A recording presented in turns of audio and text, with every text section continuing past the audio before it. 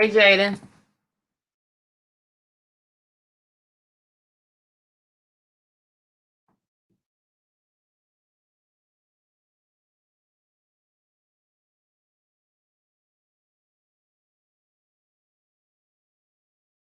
How are you?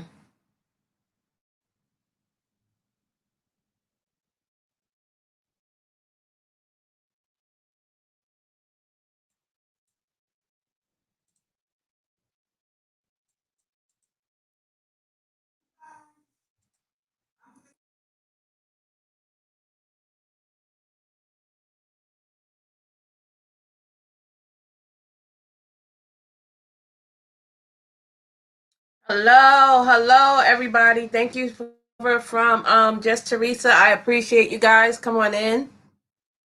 See Jada in the building. I see it's me, Wanston. Thank you. Hey, Belize, how are you? Vern, hi, Vern. Hey, why not? Why not? Is in the house. Hello, House of X Entertainment. How are you? Welcome in. JJ and AJ Gaming, how are you? Hold on a minute. Hold on a minute, guys.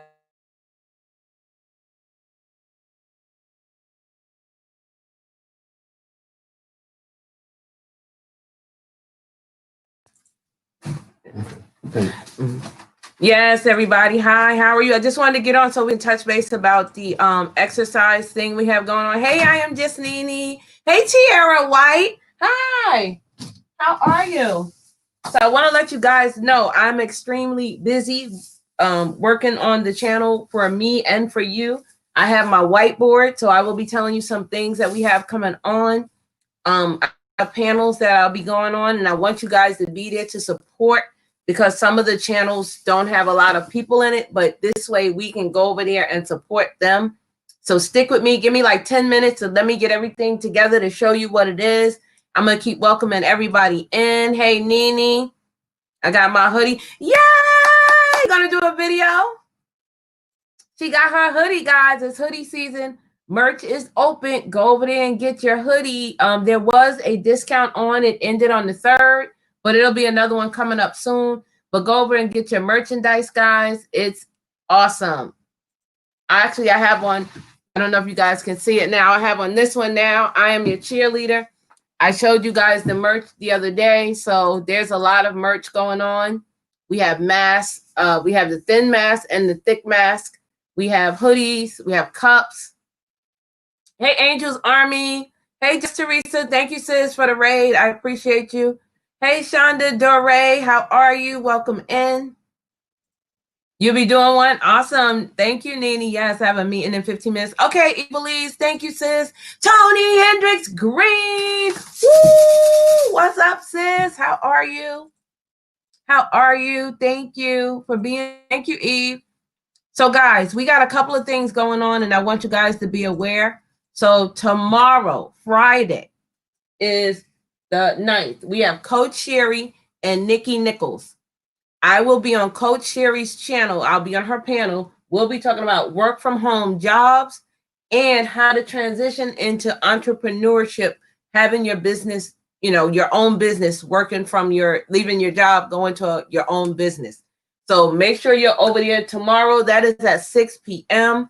That is on Coach Sherry's channel. So if one of my moms can let them know, it's Coach Sherry. She may come in here. If she comes in here, then I'll drop her link. But Coach Sherry. And then, hey, Rolling to Slots. Hi, how are you? Welcome in. Thank you for coming over from Just Teresa. Thank you so much. Guys, I have been doing a support small business owners on YouTube. I haven't done it in about 2 months, but I am going to start back doing that on a Saturday. So if you have a small business and you want to get recognized, make sure you stop over. I will bring you up on the panel, or you can give me your information and I will shout you out. Hey, Hector. Hector is in the building. Hey, Rob. Rob Allbanks is in the building. Hello, how are you? How are you? Latara, you had to probably reinstate your credit card. Thank you, daughter. Thank you. That is my daughter, guys. That's my oldest. She's named after me. That's my baby. So, guys, let me go over this. On Saturday, we are going to be on Eat to Live Strong's panel. And over there, we are doing Know Your TV, Bring Your Brains. So come on over there, have some fun. It is hilarious. We laugh about everything. And she starts at 7 p.m. And I'll go over this again. On Sunday is very important, guys. Sunday is here on my channel. We will be having Queens Uplifting Queens, okay? So Chosen Queen has asked me to be a panelist, so it'll be on my channel, but she wants me to do it for her.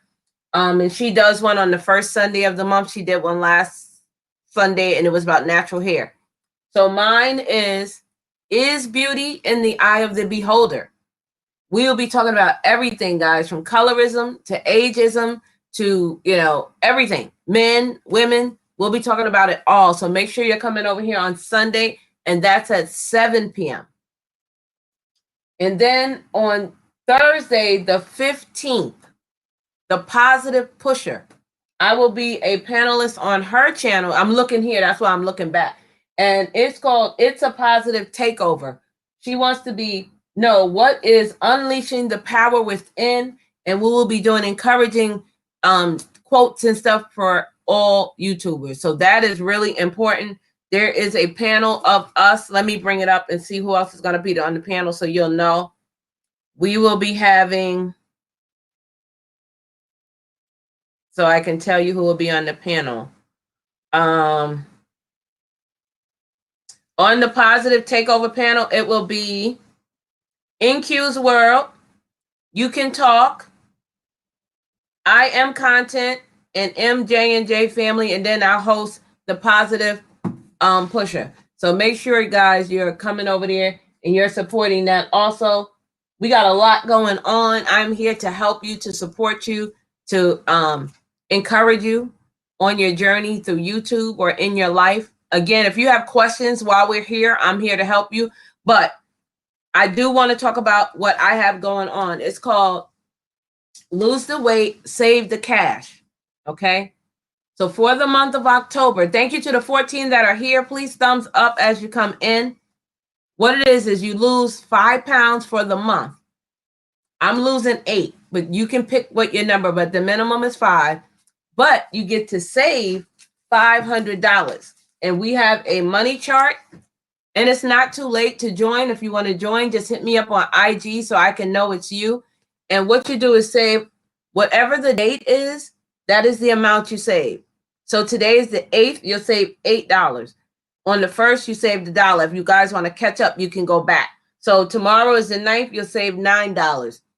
So tomorrow you should have $45 in your savings kit. And on today, you should have $36. By the end of the month, guys, we will have $500 saved. Plus, we will have lost 5 pounds. Now, let me tell you how that works. We have positive affirmations in the IG group. We have quotes. We have other challenges that you can do. You can do like the penny challenge. You can do the envelope challenge.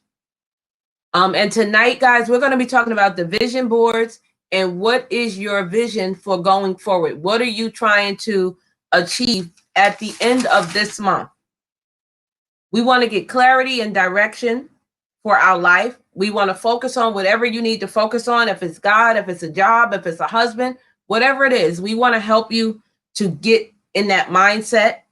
Set your desires and write them down. When you write them down, guys, it becomes more than just, it becomes, okay, I need to put action to make this plan become, assertive, to make it become where we can see it. So that's what this is about. So I do the apple cider vinegar in the morning on an empty stomach and at night. If you're in the group, you will see the chart is in there and it gives you all the ingredients, directions. We also have a clean eating chart. The clean eating, guys, you can eat so much on the clean eating, but it's healthy for you, okay? We have an exercise chart in there. So there's some exercises that you can do. They're not strenuous. They're low impact.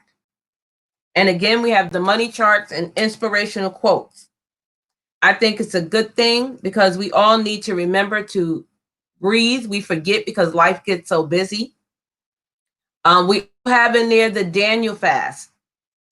Now, we are not doctors. We are not medical professionals. So we do ask that if you change your eating habits or you do an exercise plan, that you please contact your physician before you start any of this, okay? Because we want you all to do it, but do it in a healthy, positive light. So I'm just going to go back to the chat and see. I got rolling to slots. Yo, it's your boy Leo, my baby girl. We got Rob Allbanks. We have Ariel Williams. Hey, Ariel, how are you? Welcome in. We got Just Teresa in the building. Hey, Oracles and Beyond. Hi, welcome in. Life on Wheels. Whitney P is in the building.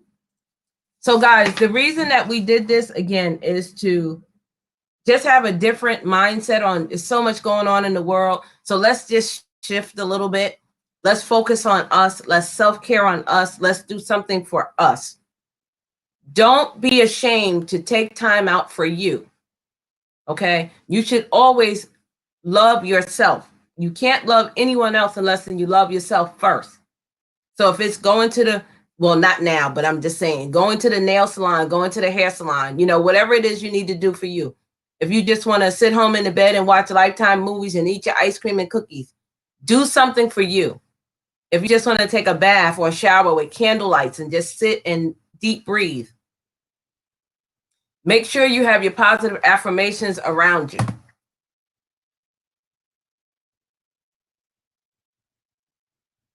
Okay, make sure you guys can hear me. Again, guys, thank you. It's 17 in the chat. Please thumbs up. Share me out if you can. So if you're interested in joining the group, just let me know. But I do want to let you guys know, besides the merchandise, if you want to, you know, just be here for the channel, want to sponsor it, if you just want to take part and support the channel, you can purchase any kind of merchandise that helps the channel. You can do a PayPal, which the link is going across the tickler. You can become a member. There's 4 levels to choose from. They're very reasonable. You can stop at any time. You can do a super chat or a super sticker. And also, guys, I am an ambassador for this company. Okay, if you can see the H2O water. Okay. And with this, you get 30% off. 30% off of it. Citrus Fusion Flask, 30% off. So what happens is this is it fuses your water. So because we're doing the clean eating, we need to drink water. So you can put fruit, vegetables, anything in here, strawberries, lemons, limes, anything to make your water taste a little better. Look how sturdy this is. Look at that. It's a steel top, nice plastic. So if you're interested, I have the link in the description of this video.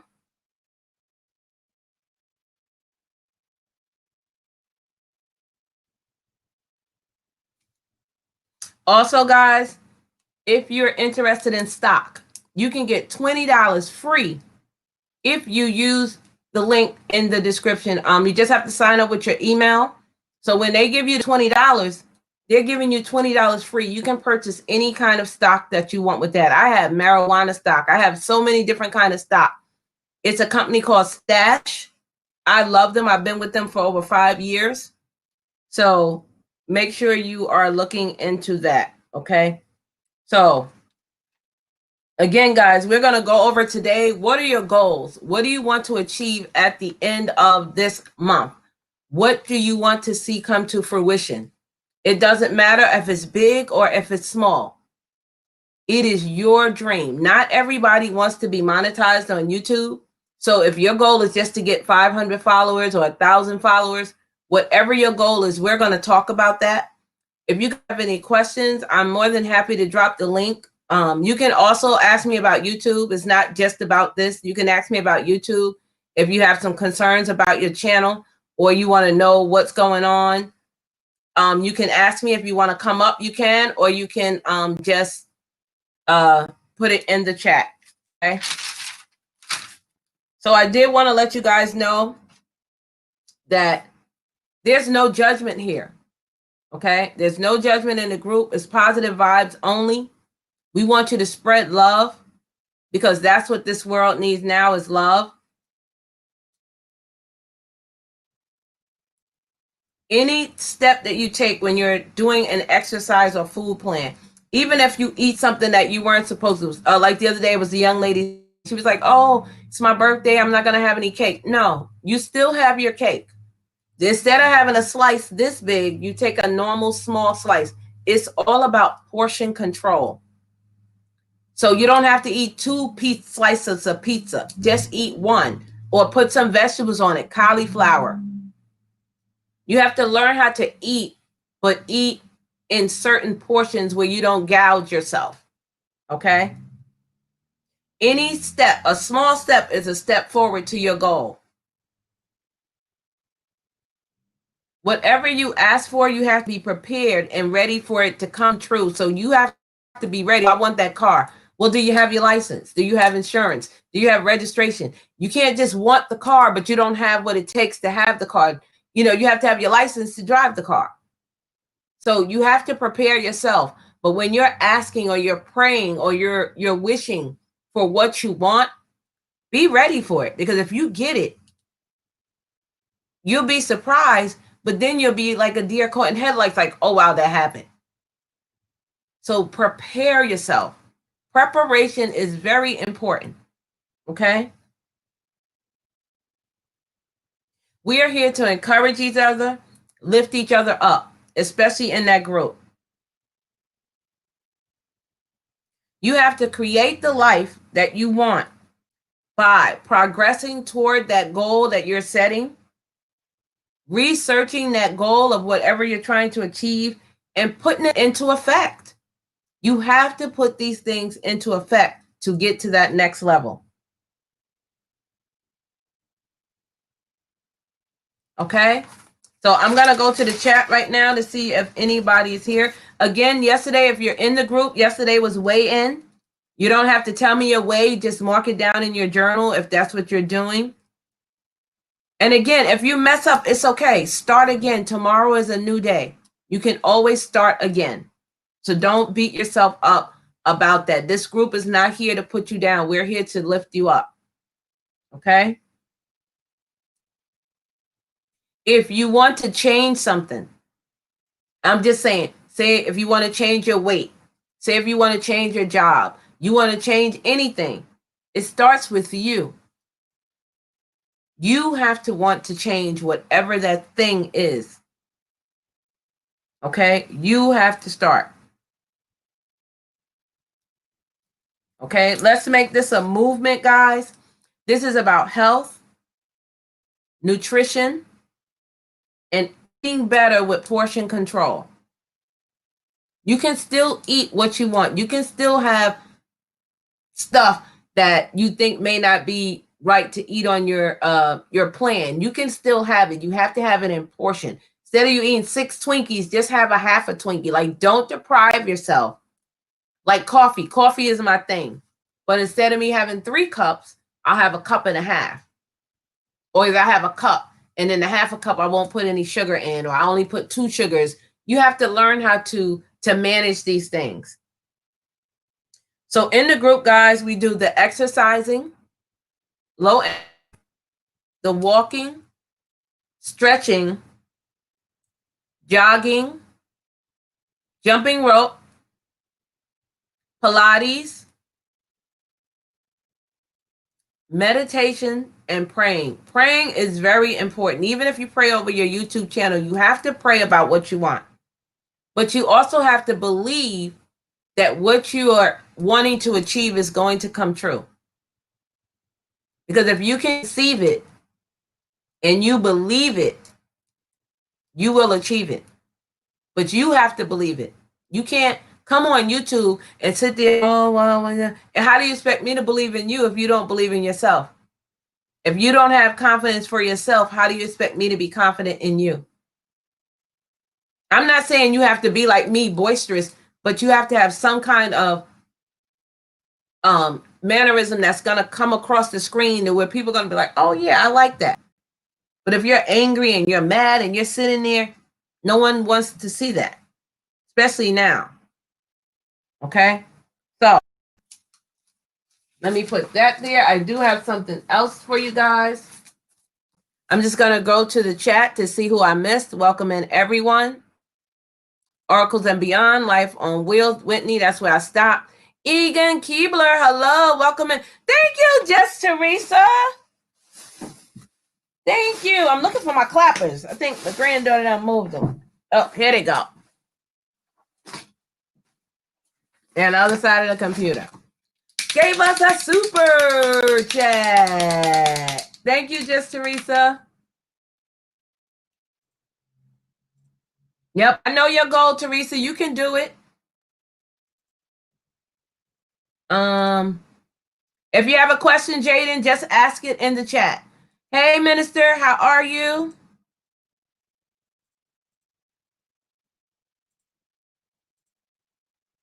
Hey, Coach Sherry. There's Coach Sherry, guys. This is the one I told you tomorrow. Coach Sherry, October 9th at 6 p.m. on her channel. In Nikki Nichols, we'll be talking about work from home jobs and work from home opportunities. Okay? So we will be on the panel. Myself and Nikki Nichols will be a panelist on Coach Sherry's channel tomorrow. Make sure you guys are putting the bell on. There is a schedule. What is it? The thumbnail is out there. Pre-schedule is out there. So go over there and make sure you are signed up with her. You're subscribed to her, and you're clicking on that bell so you guys can come over there and support us tomorrow. Okay. So let me just say this. God can do anything for you. You just have to ask and believe it. Okay? No matter what kind of test you're going through, you can always start over, guys. You get frustrated when you think it's no way out, when you think you've lost all your numbers on YouTube, when you think you can't pay your mortgage, when you think you're going to lose your job. You just have to pray about it, but you have to believe it and leave it there. We all fall, but we have to get up. It's not how you fall, it's how you get up that brings you through anything, even if it's dieting, losing weight, mental clarity, whatever that thing is for you. I'm old school. Get on them knees and pray. Don't be dismayed about anything. When things look bleak, when things look like it's not going to go right for you, when you think you're not going to be a YouTube star or whatever your goal is, you have to keep going for it, but you have to believe it too. You have to hold on. Keep holding on. We all go through and have trials and tribulations. We all do. But no matter what,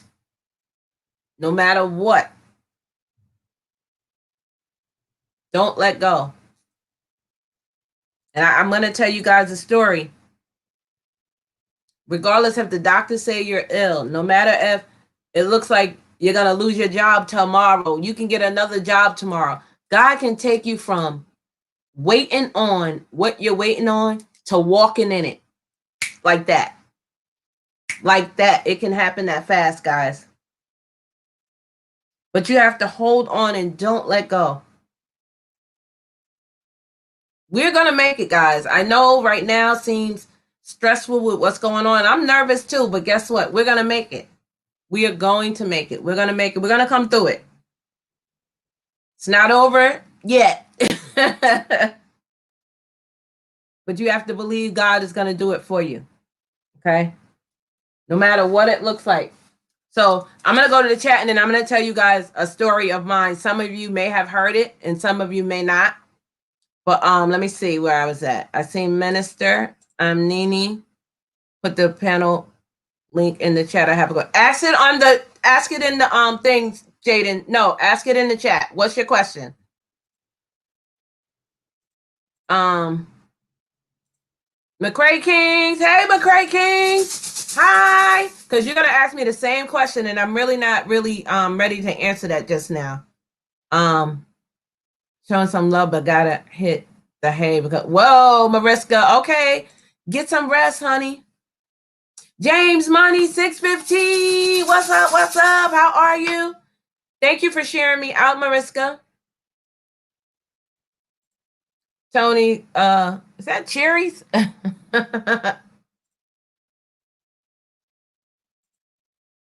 McCray Kings, love the both of you. Said Angel, yes, I needed this talk. Oh, Mariska. Oh, we all go through sometimes. So let me just tell you guys my story.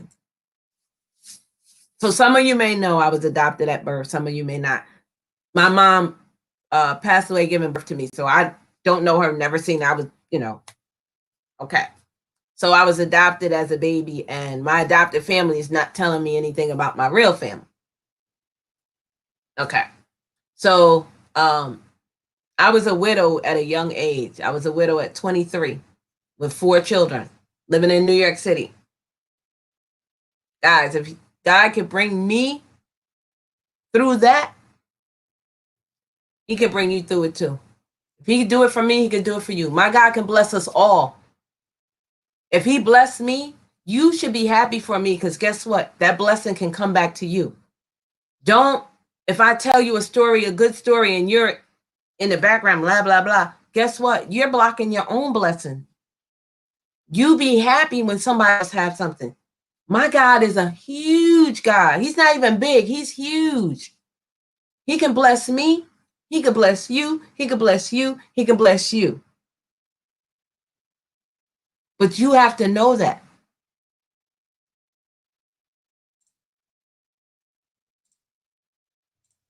Just to make sure I'm not missing anyone. Yes, guys. So you have to know that God is in the blessing business, okay? He is. I still believe in miracles. There's times I have to pep myself up and just cry and be like, praise.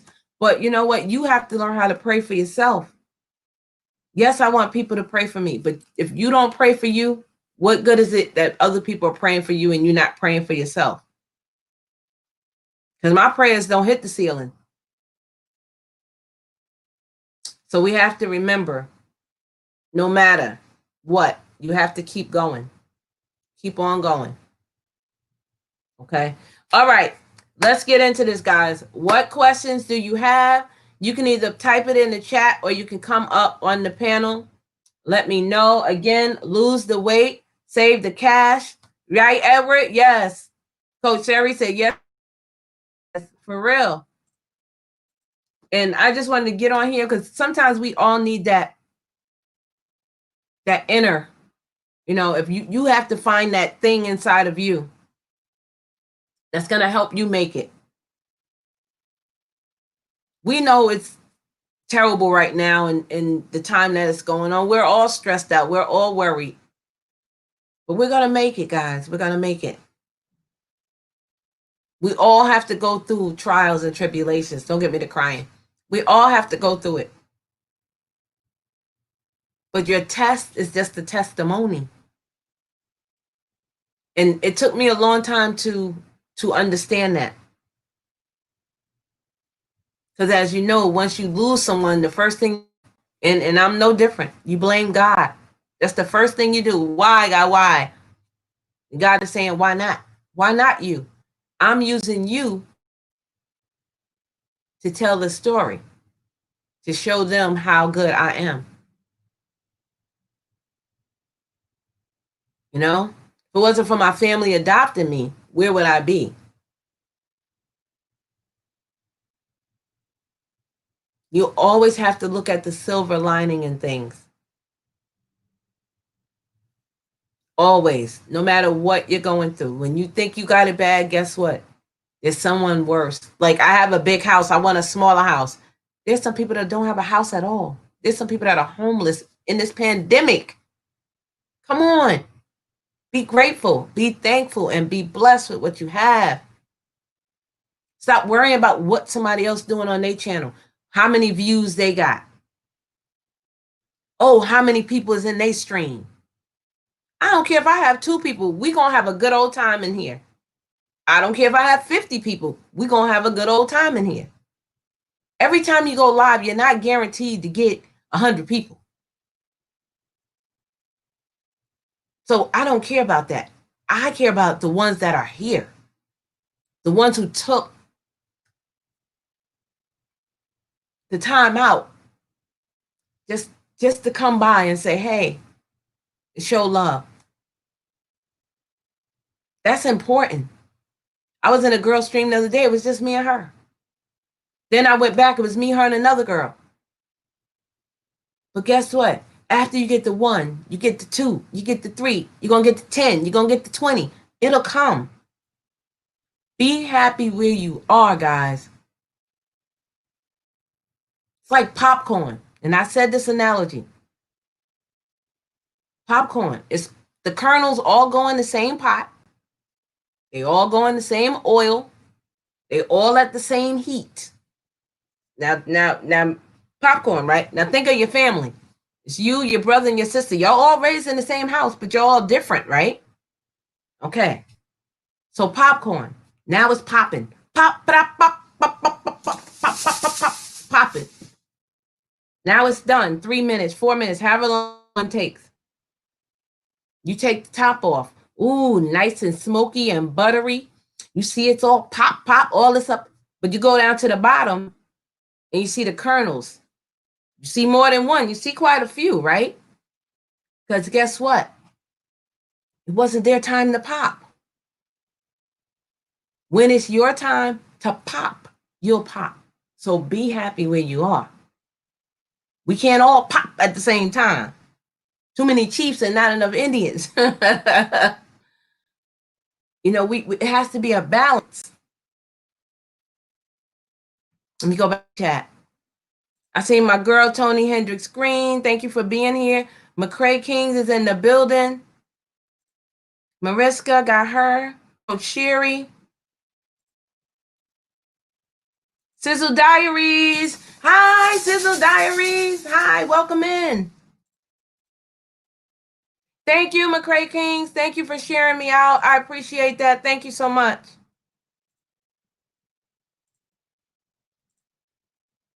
Shonda Dore. Yes, amen. Yes, guys, don't forget to thumbs up, please. Nikki's Green Thumb. Hi. Hi, Nikki's Green Thumb. Everyone won't pop at the same time. No, Coach Sherry, we won't. Perfect example. When I started, I went back the other day and I'm going to do a shout out video. There are some people that have been with me when I had 1 subscriber and they're still with me. So I'm going to do the first 20 people that are still with me, that because you can look on your subscriber list and you can see when they signed up with you. I have people that signed up with me when I started this channel. Okay. And they're still with me. James 615 is one of them. Edna is one of them. Edna's World is one of them. Absolutely Raven, Chef and More. So I'm going to do a special shout out to them, telling them thank you. But guess what?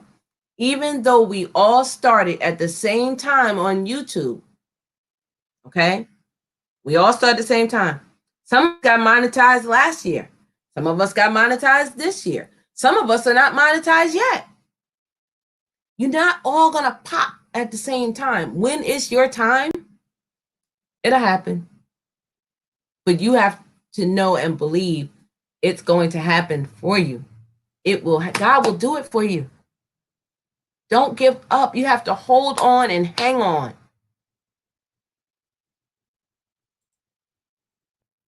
McCray King said sometimes you get shocked because some of the unpopped kernels will pop when it's time. Ow! Yes, yes, the McCray King. Yes. You know that Jiffy Pop or the old-fashioned popcorn maker? We won't all pop at the same time. You ever seen somebody in the same job? Same skills, or maybe less skills or more skills? And that one person, it's just something about them. They have the it factor. They have that thing. Whatever that thing is. It's their time to shine. You will shine when it's your time. Stop rushing because everybody else is trying to do something and you want to rush to get there too. What are you rushing to? You may be rushing to something that's not good for you. So take your time. Be happy where you are and enjoy that time. And don't worry about yesterday. Don't worry about tomorrow. Because you worrying about yesterday, oh, I shoulda, I coulda, I woulda. That was yesterday. There's nothing you can do about that. Tomorrow's not here. Who knows if we're going to make it till tomorrow? So you're right here in the now and present. Do what you can now. Be grateful for where you are. And if you have enough, okay, pay for someone's groceries. 20, 30 bucks is not going to make or break you, but it may help someone to eat. Pay for someone's gas, $5 or $10. Groceries and lay it on someone's porch that you know that may not be well off. Go to an older person that you see that lives in the area. Just, hey, can I cut your grass for you? Can I wash your windows for you? That much, guys, to do something. I'm not saying we all have to be philanthropists every day, but once in a while, let someone go in front of you in the grocery store line. Let someone go in front of you in front of the bank line. I have done that plenty of times and told somebody, oh, God, go ahead, go in front of me. I'm not in a rush. I'm not in a rush. Go ahead. Take your time where you need to be.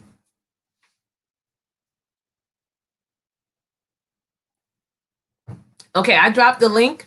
If anyone wants to come up and say a word, a positive word, to let someone know to keep on going and not to give up.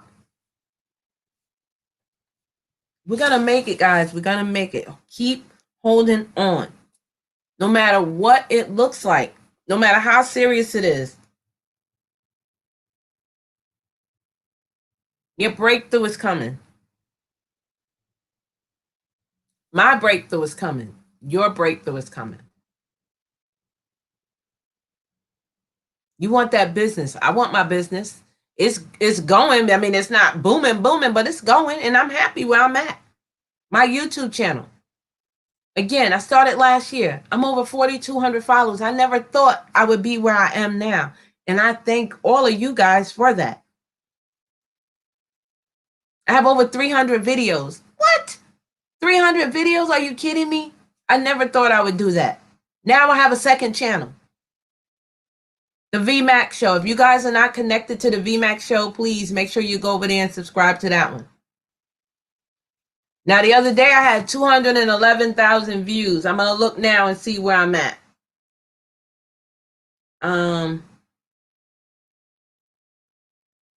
212,000, almost 213, 212,773.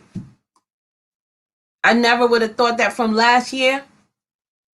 I've been on YouTube a year, monetized. I have a small business. I have 2 channels. I got memberships. It's my time for me. When it's your time for you, you'll get there. But it's not bragging. It's making sure you give back to the ones that are behind you coming up. This is why I don't mind sharing the information. They may know something I don't know. So when I'm giving you information that's helping you, awesome. We both win. Hey, Bill Rank. Hi. How are you, Bill Rank? Welcome in. Oh, you look adorable. Oh, thank you. I'm your YT cheerleader, Uno. See my shirt? Let me see. Can you see it? I'm your YT cheerleader.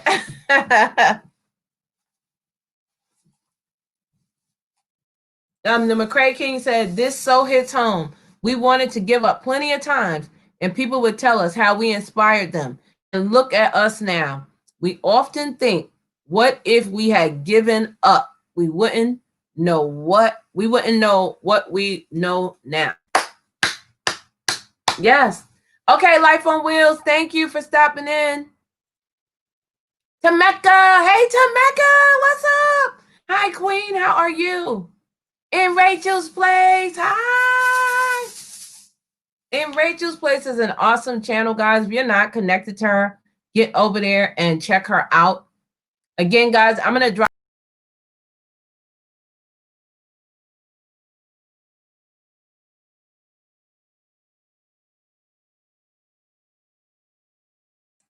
Sorry, guys. I done kicked myself out. Sorry. Am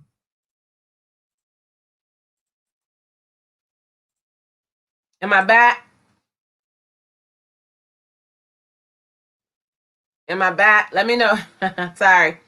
I dropped the link in the chat if anyone wants to come up and give a positive word. Just to let someone know, not to give up, to keep on going. We're all stressed. We have life as we know it. We have YouTube with the changes and people upset they're losing numbers. People want to give up. We have to keep on going, guys. One step at a time. Like a baby. You have to crawl. The baby has to crawl before he can just stand up and walk, unless he's superhuman. But you have to hold on and believe in something. Don't be dismayed. No matter what it looks like. I don't care if you're at 100 and YouTube took 80 of them away. Don't stop. You just keep on going. Don't give up. Don't give up. There's hope, power, and prayer.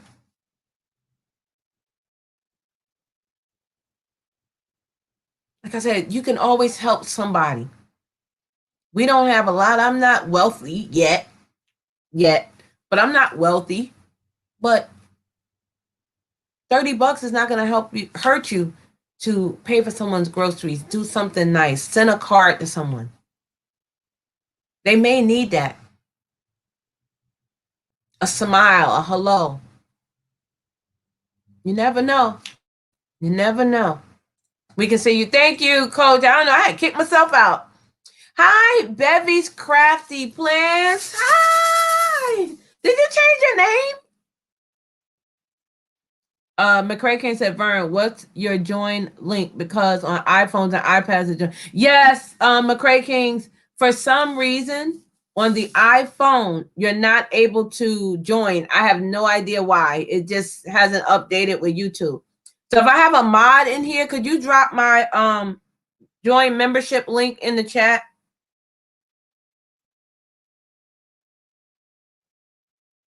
Uno said, gotta keep doing the thing. Dust yourself off after you fall and hit the ground running. Yes. There's millionaires and billionaires that have started companies and were told no. How many times? Too many times. But guess what? All they needed was one yes.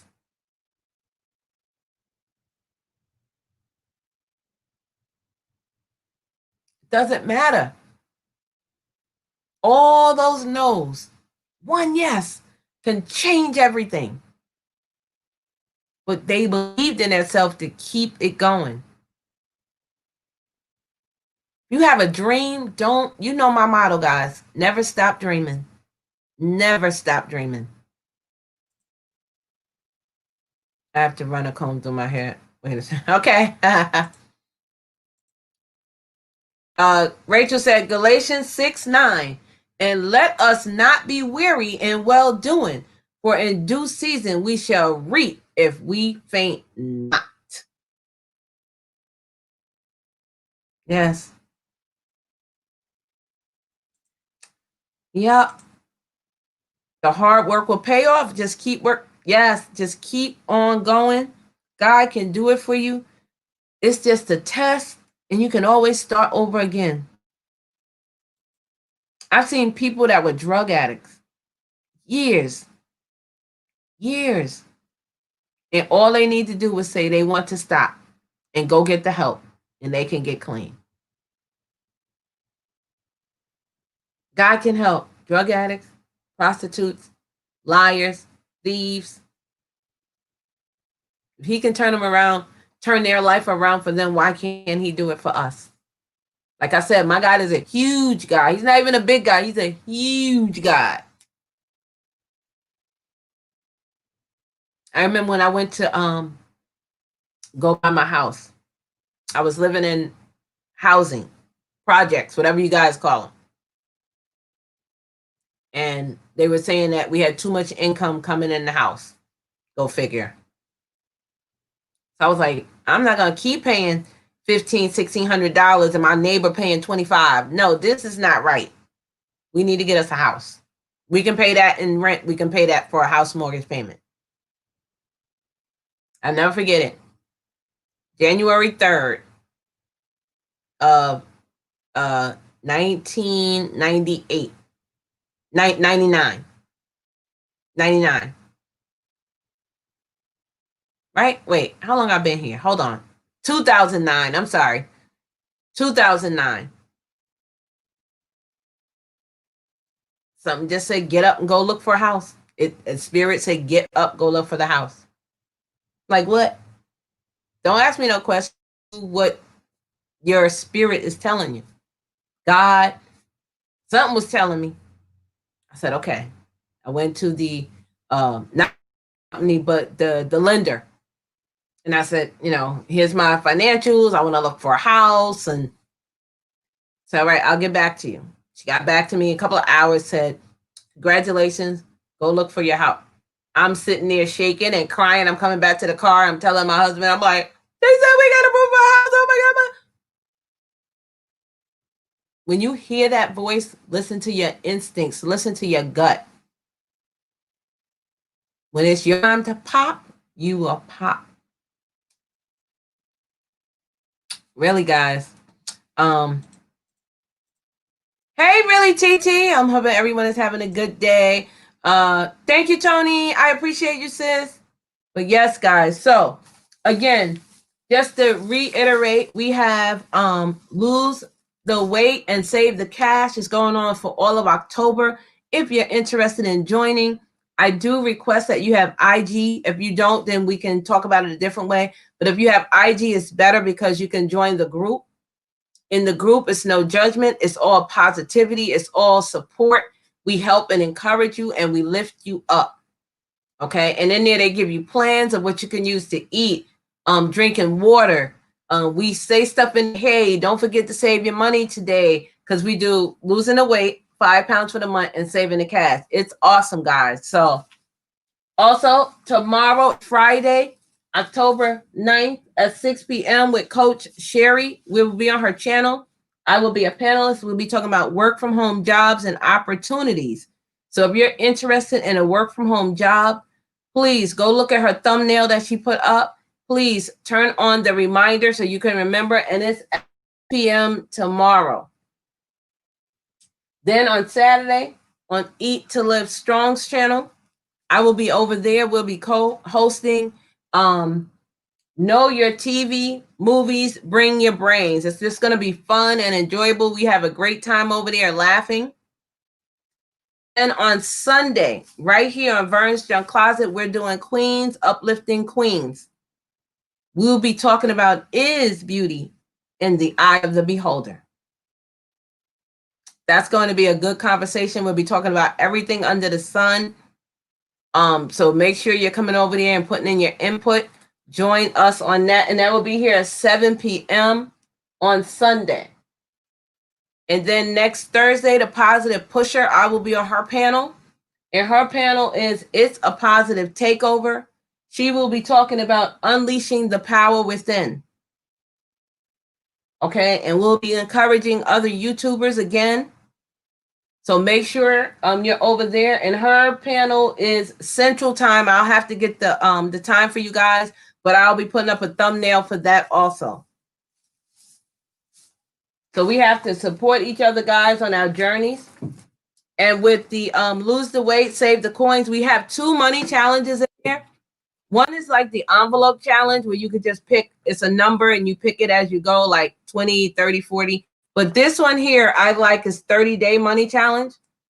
So on day 1, you put in $1. On day 4, you put in $4. So today is the 8th. You put in $8, and in your little pot, you should have $36. Here's mine.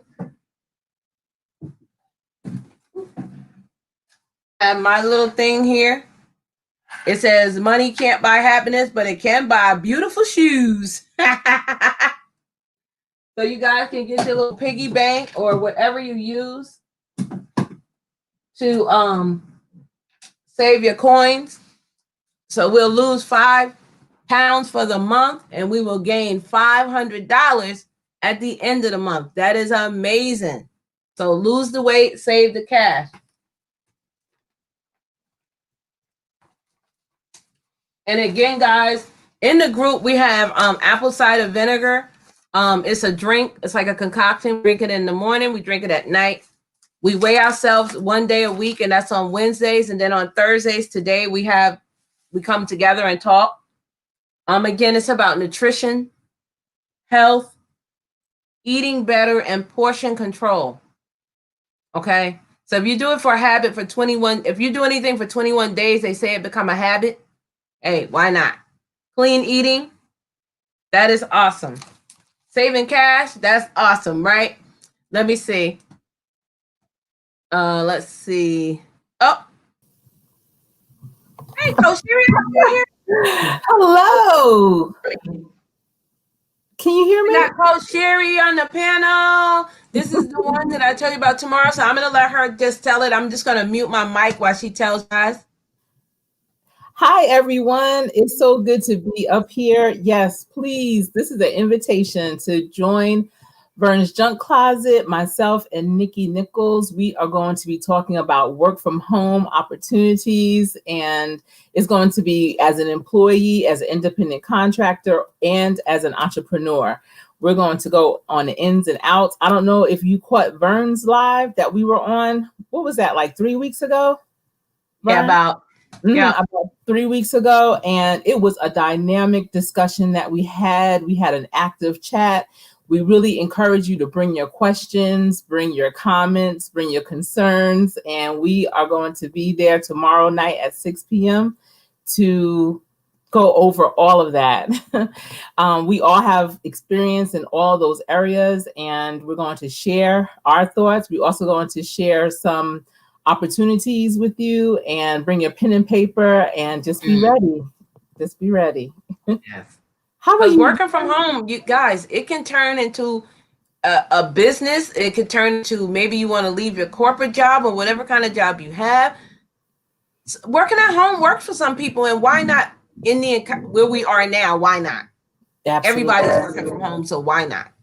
Yeah. And if nothing else, another stream of income.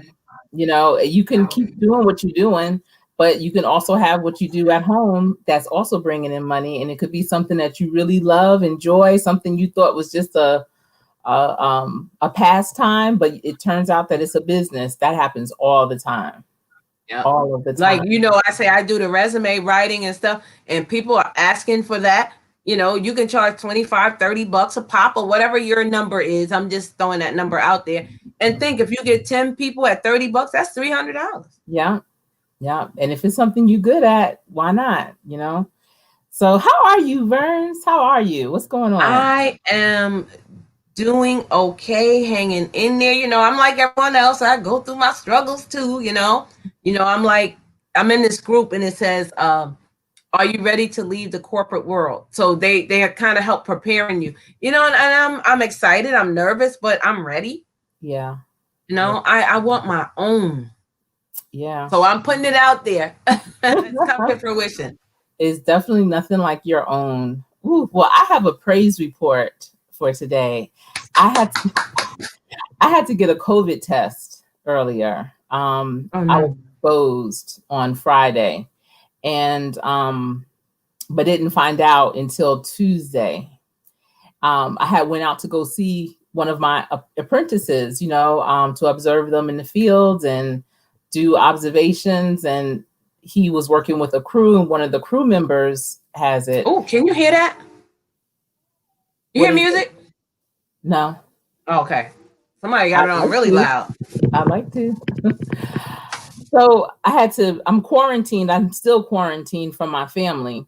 for the next 8 days, but I was happy that I came up negative. Have you had any symptoms? No. Good. Thank God. I know. And that's why they told me to remain quarantined, because just because the test came back negative doesn't mean that I'm necessarily out of the woods. So I'm going to, keep my distance.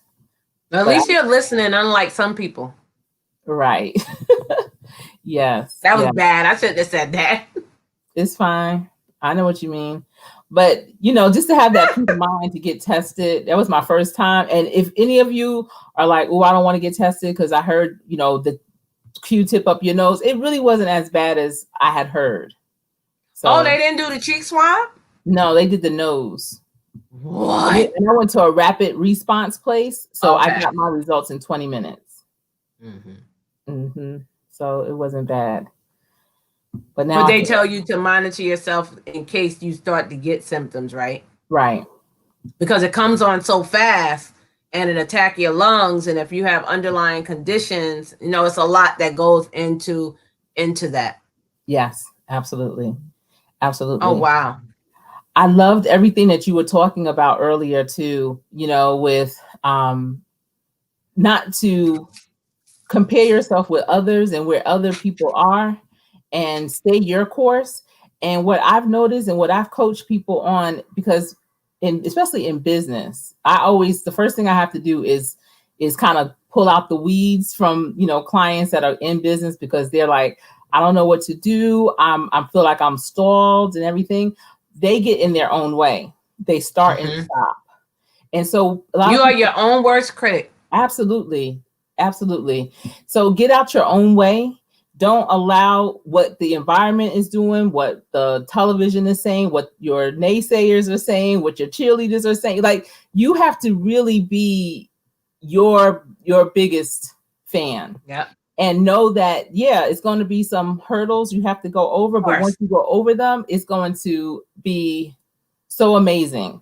You want to eliminate the naysayers as much as possible, because they're going to be the ones telling you what you can't do, what you shouldn't do, what they wouldn't do if they was you. That's not for them to determine. There's some people in your corner that's going to be really supportive. Like, you have been burned to so many people here on YouTube. Oh, yeah. Especially. But they get in their own way and they stop. And it's like, if you would have taken that one extra step, you would have made it to that door that would have opened up so much more. And it's right there. It's right there. Yeah, you're right there. And there's so many images of that. Even when I was out Friday observing my apprentices, I remember seeing one, he had an electric hand tool saw and was sawing through a pipe, and he had to make a clean cut, but he would always stop right before the pipe was completely cut off. And we were all like, why did you stop? And so he would stop, and not only would he stop, he would pull the saw completely out. So now he has to realign it all again. So it would have been so much easier. You may pause, but don't completely stop. Because if you completely stop and pull out to put it back in and try to realign, it's going to take so much more time and effort. And 9 times out of 10, that cut will not be straight. So keep going, keep cutting through. You're right there. And that's the thing, for everyone that's listening, keep going through, because you're right there. I mean, it might take you a long time, but I know for me, I've been on YouTube since 2008. But I just decided in like November, December of 2019 to really grow my channel, to build it. And I'm okay with that. I know there's so many people that have been building fast and furious, doing it really great. And that's kudos to them. And I love seeing that. But that's obviously that wasn't my for you. That's exactly right. And I'm okay with that. So, YouTube is going to be great for me, but it's not the thing that's keeping me going right now. So it's not like, ooh, I'm desperate or anything. So that's a good thing. But just work at your own pace and know that it's going to work for your time. Thank you. The McCray Kings gave me a super. No, they gave me the member. Thank you. I appreciate that. Thank you. Thank you, Tony. Thank you so much. Thank you. That's so awesome. Don't give up, guys. You have to keep pushing. God is going to do it for you. Like I said, he did for me. 4 kids in New York City with a husband. First of all, I'm not gonna lie. I did. I said, why, God? Why did you do this? I was expecting to have a house with a white picket fence. I wasn't thinking this. My husband was young and healthy, and Wow. but it was his time to go home. And then I was like, what am I gonna do? And God said, you're gonna do the strength that I gave you. You're gonna pull it. You don't know. Oh no. You don't know how strong you are until you are in that predicament where you have to pull everything out of you to keep going. Yeah. When I had to smile and be there for my kids, they were little, when I just wanted to break down and cry, just leave me alone, let me scream. You have to keep on. It wasn't time for me to stop. So I had to keep going. And I would not be where I'm at now. And me and my husband was at the grocery. Well, actually, we was at the gas station, and an old-fashioned song came on. I forgot what the name of it was. But it just took me back to, and I'm going to be honest with you guys. You guys know I'm transparent. Where I came from, living in the projects in New York City, stinky urine elevators, graffiti. Now, this is the building. Now, my apartment was fire. My apartment was beautiful. You didn't even know you was in the projects when you were inside my apartment. But to go out and go through, it's New York. Buildings, I'm not going to lie. And to where I'm at now, that's God. That is. And I just started crying. I was talking about, look where we came from. He was like, oh my God, you okay? And it was just like, what do you call that moment? Like that deja vu moment. It was just something that was in the air at that moment. And I just had to cry. Wow. And I'm like, thank you, Lord, because I could have gave my kids up for adoption and be like, I don't want them. I'm 23. I still my life. I don't want to be bought. I could have did that. Yeah. I could have been a prostitute. I could have been a drug addict. Yeah. But God. Yeah, but God. Because and I never claim it for me. It was not me with that strength. When I still look back, I'm like, how did I get through that? And I always say, I'm a New Yorker. I'm a true New Yorker. If I can make it through, like they say, that song, if you can make it here, you can make it anywhere. So true. Anything else is like, if I went through that. That's an amazing testimony. And you know what I always tell people, those trials and tribulations that you go through, never forget those. Because when you think something else, you come up against something else, look back and realize you got through that. So you can get through this. If God got you through that, he'll get you through the next thing too. Because so many people forget and they allow situations to just stop them. And it's like, no, you've gotten through things before. So you are going to get worse. Absolutely. So never forget that. You don't want to repeat it, but don't ever forget it. And that's your testimony to share to other people, to your children, your grandchildren, people in your community. Share your story, because another thing, some people think they're the only ones, and they find comfort in knowing that they are not the only ones and that someone else made it. So you are that example, and that will be such a blessing to someone. It's like when people get sick or they get very, very ill and they're like, they think they're the only one, and then they find out somebody has it. And it's like you said, it's like almost like a relief. It is.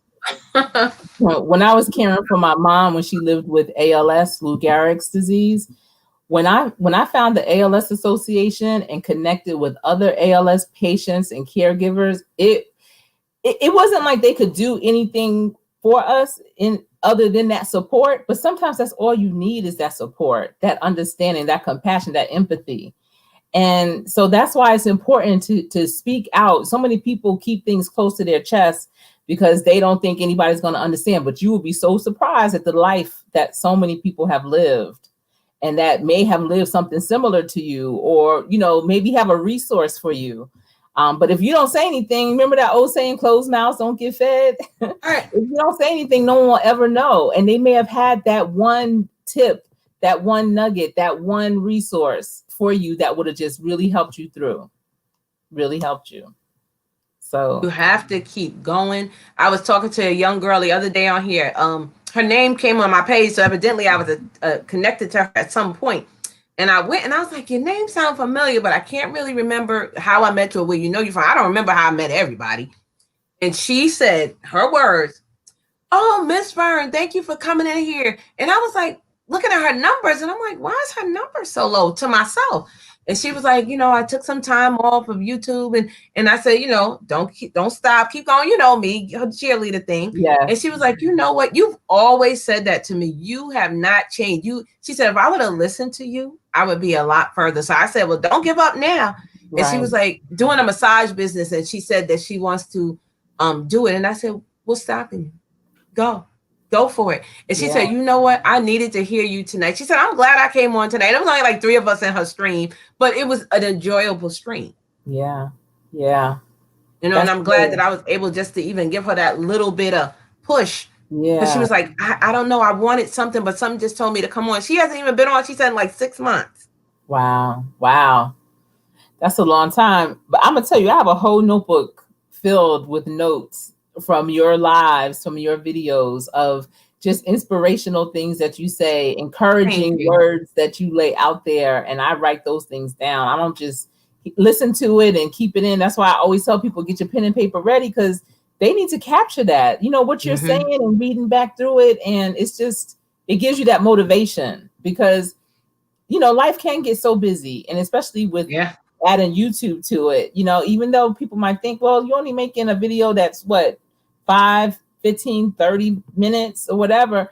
It still takes time, because especially if you want to put out something good, you still want to kind of plan it out and everything. So just having people like you, and there's a lot of great YouTubers out there. I mean, even in your chat, it's a whole bunch of people. They're awesome. They're awesome. And just seeing them on their grind continues. You don't want, it's one of those, you don't want to be left behind either. You still want to be part of the crew, and keep that consistency up. So that's really important.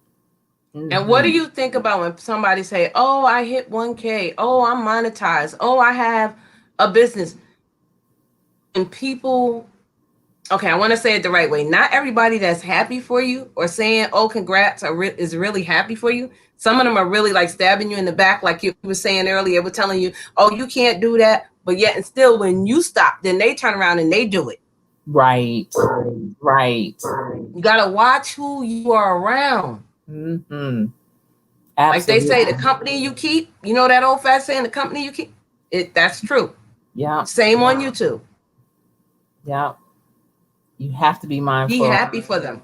Absolutely. Genuinely happy for them. I know. And I know once you hit that 1K, once you get monetized, to me, I feel, even though I'm not there yet, that's when the real work starts, because that's anything in any profession, career, anything you do successfully in life.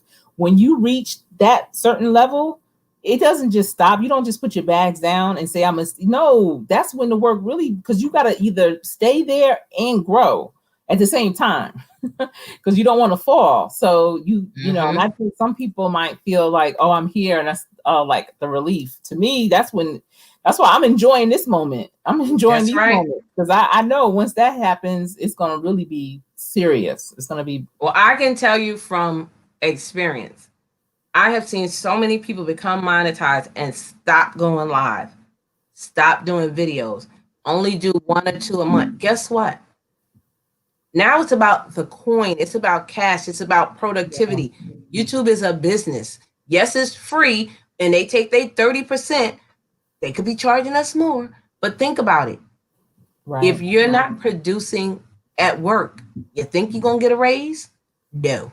So when you get monetized and you stop, you're not going to be making any money. And I have to say, people always grind so hard before they get monetized. Awesome. What I did was I went live 3 times a week, and I dropped the videos. And that is exactly what I do now. But I've known people that have stopped completely. Yeah. This is when the real work starts. Once you're monetized, if you want businesses to sponsor you, if you want to get affiliates, if you want real companies, like big name companies, to look at you, as we know with Coach Sherry, she's not even monetized yet. She's not even at 1K, and she has a paid sponsorship. You don't have to be monetized to get that. But once she gets monetized, then she can kind of get her media rate kit. And she could be like, okay, well, if y'all want me to sponsor you, you want me to say your name in my live stream, that's going to be $20. You want me to put a link, that's $50. If you want me to shout you out, now you can pick and choose what and who you want to go to. Every company that comes to you as a sponsor, guys, you do not have to accept. And I'm an advocate for reading everything, even if it's online, because you think it's online and it's all ha ha ha. No, read that print that's about this big. If it's telling you we want your firstborn, or they might say, okay, we want a video twice a day, or I'm going to say twice a week on YouTube, twice a week on Instagram, twice a week on Twitter, twice a week on Facebook. No, I'm not doing all that. I still have a life. Right. So you have to read everything. Just because they say, oh, I was watching your channel. Okay, what did I do? What did I make? What did I say? Like, you have to, just like they are going to sit there and they're going to ask you questions, you ask them questions too. Absolutely. Because you got to make sure you want a company that has a good plan about their company. You want to make sure they're diversified. You want to make sure they have people that are in their company. What are their what do you call that? Their brand. The mission statement. What's their mission statement? Because if their mission statement don't agree with you, you might not want to be with that company. Yeah. And I always check them out first. I don't sign nothing. Like, I just had a call on the Sunday with a clothing company. Everything was going good. So she said, oh, did you get a chance to read the contract and stuff? I said, well, I just wanted to see what the company was about. So she sent it to me and she said, well, I'm on a different time zone. I'll call you in like an hour and a half. And I said, okay. Oh, when she sent it to me, baby, I read that, and guess what? Everything was hunky-dory, good down to the end. And it was almost kind of like an MLM. And I told her, I said, well, I'm not interested in getting a group of people to work under me, a team. And she said, no, that's all right. You don't have to do that. You can work on your own. And I said, yeah, that's probably the way I'll go. Baby, in that contract about print that small, guess what it said? You can't sell any other clothing for nobody else. I said, wait a minute. I got a clothing line. I have a t-shirt line. She was like, oh, well, you can't sell that. I said, thank you for your time. I don't think this is going to work for me. Babu, you crazy. How you going to tell me I can't sell my own t-shirts? She said anything to do with clothing. And then she proceeds to say, oh, yeah, the owner of this company used to have a t-shirt line too. So what that got to do with me? Right. Wow. Read you have to define everything. Print. Yeah. Girl, the print was this big. And I'm like, hold up. And she's like, you have any questions? I said, yep. I grabbed my notebook, as you guys always know. I had all my questions. If she didn't answer them, well, she did. But if she didn't answer them, or she would have seemed like she wasn't answering them. So I said, it said something about you can't work for another clothing line. So what does that mean? So maybe I can't work for Macy's and JCPenney at the same time. Okay, I can get that. I can get that. And I said, well, I have a t-shirt line of my own. Oh, you can't sell it. So they were. Thank you for your time. That was so nice for you to call me. I appreciate you. Bye. So they consider that a conflict of interest. You doing something for yourself. Hello? I don't think this is for me. No. Goodbye. No. Read everything, guys. Read. I'm telling you, man, people don't read. And this is how a lot of people get in trouble. Yeah. Yep. Tony said, not everyone celebrates you. No, they don't. Cast not your pearls under the feet of swine, right? Yeah. That's right. Yeah, absolutely. But with these clothing lines or these company, any kind of company, make sure you are investigating them just as much as they're investigating you. Absolutely. It's just like interviewing for a job. You want to investigate the company just because they want you. I remember my daughter, my kids are athletic, and my daughters played basketball in high school. And one of my oldest daughter's teammates got a scholarship to a particular school that I never really heard of before. I mean, there's thousands of schools, obviously, but this one, I'm like, and I know how good she is. So I'm like, why did you go to that? Why did you pick that school? I just was curious, like, what was about that school that attracted you? And she said, well, because they wanted me. And so I said, well, did you want them?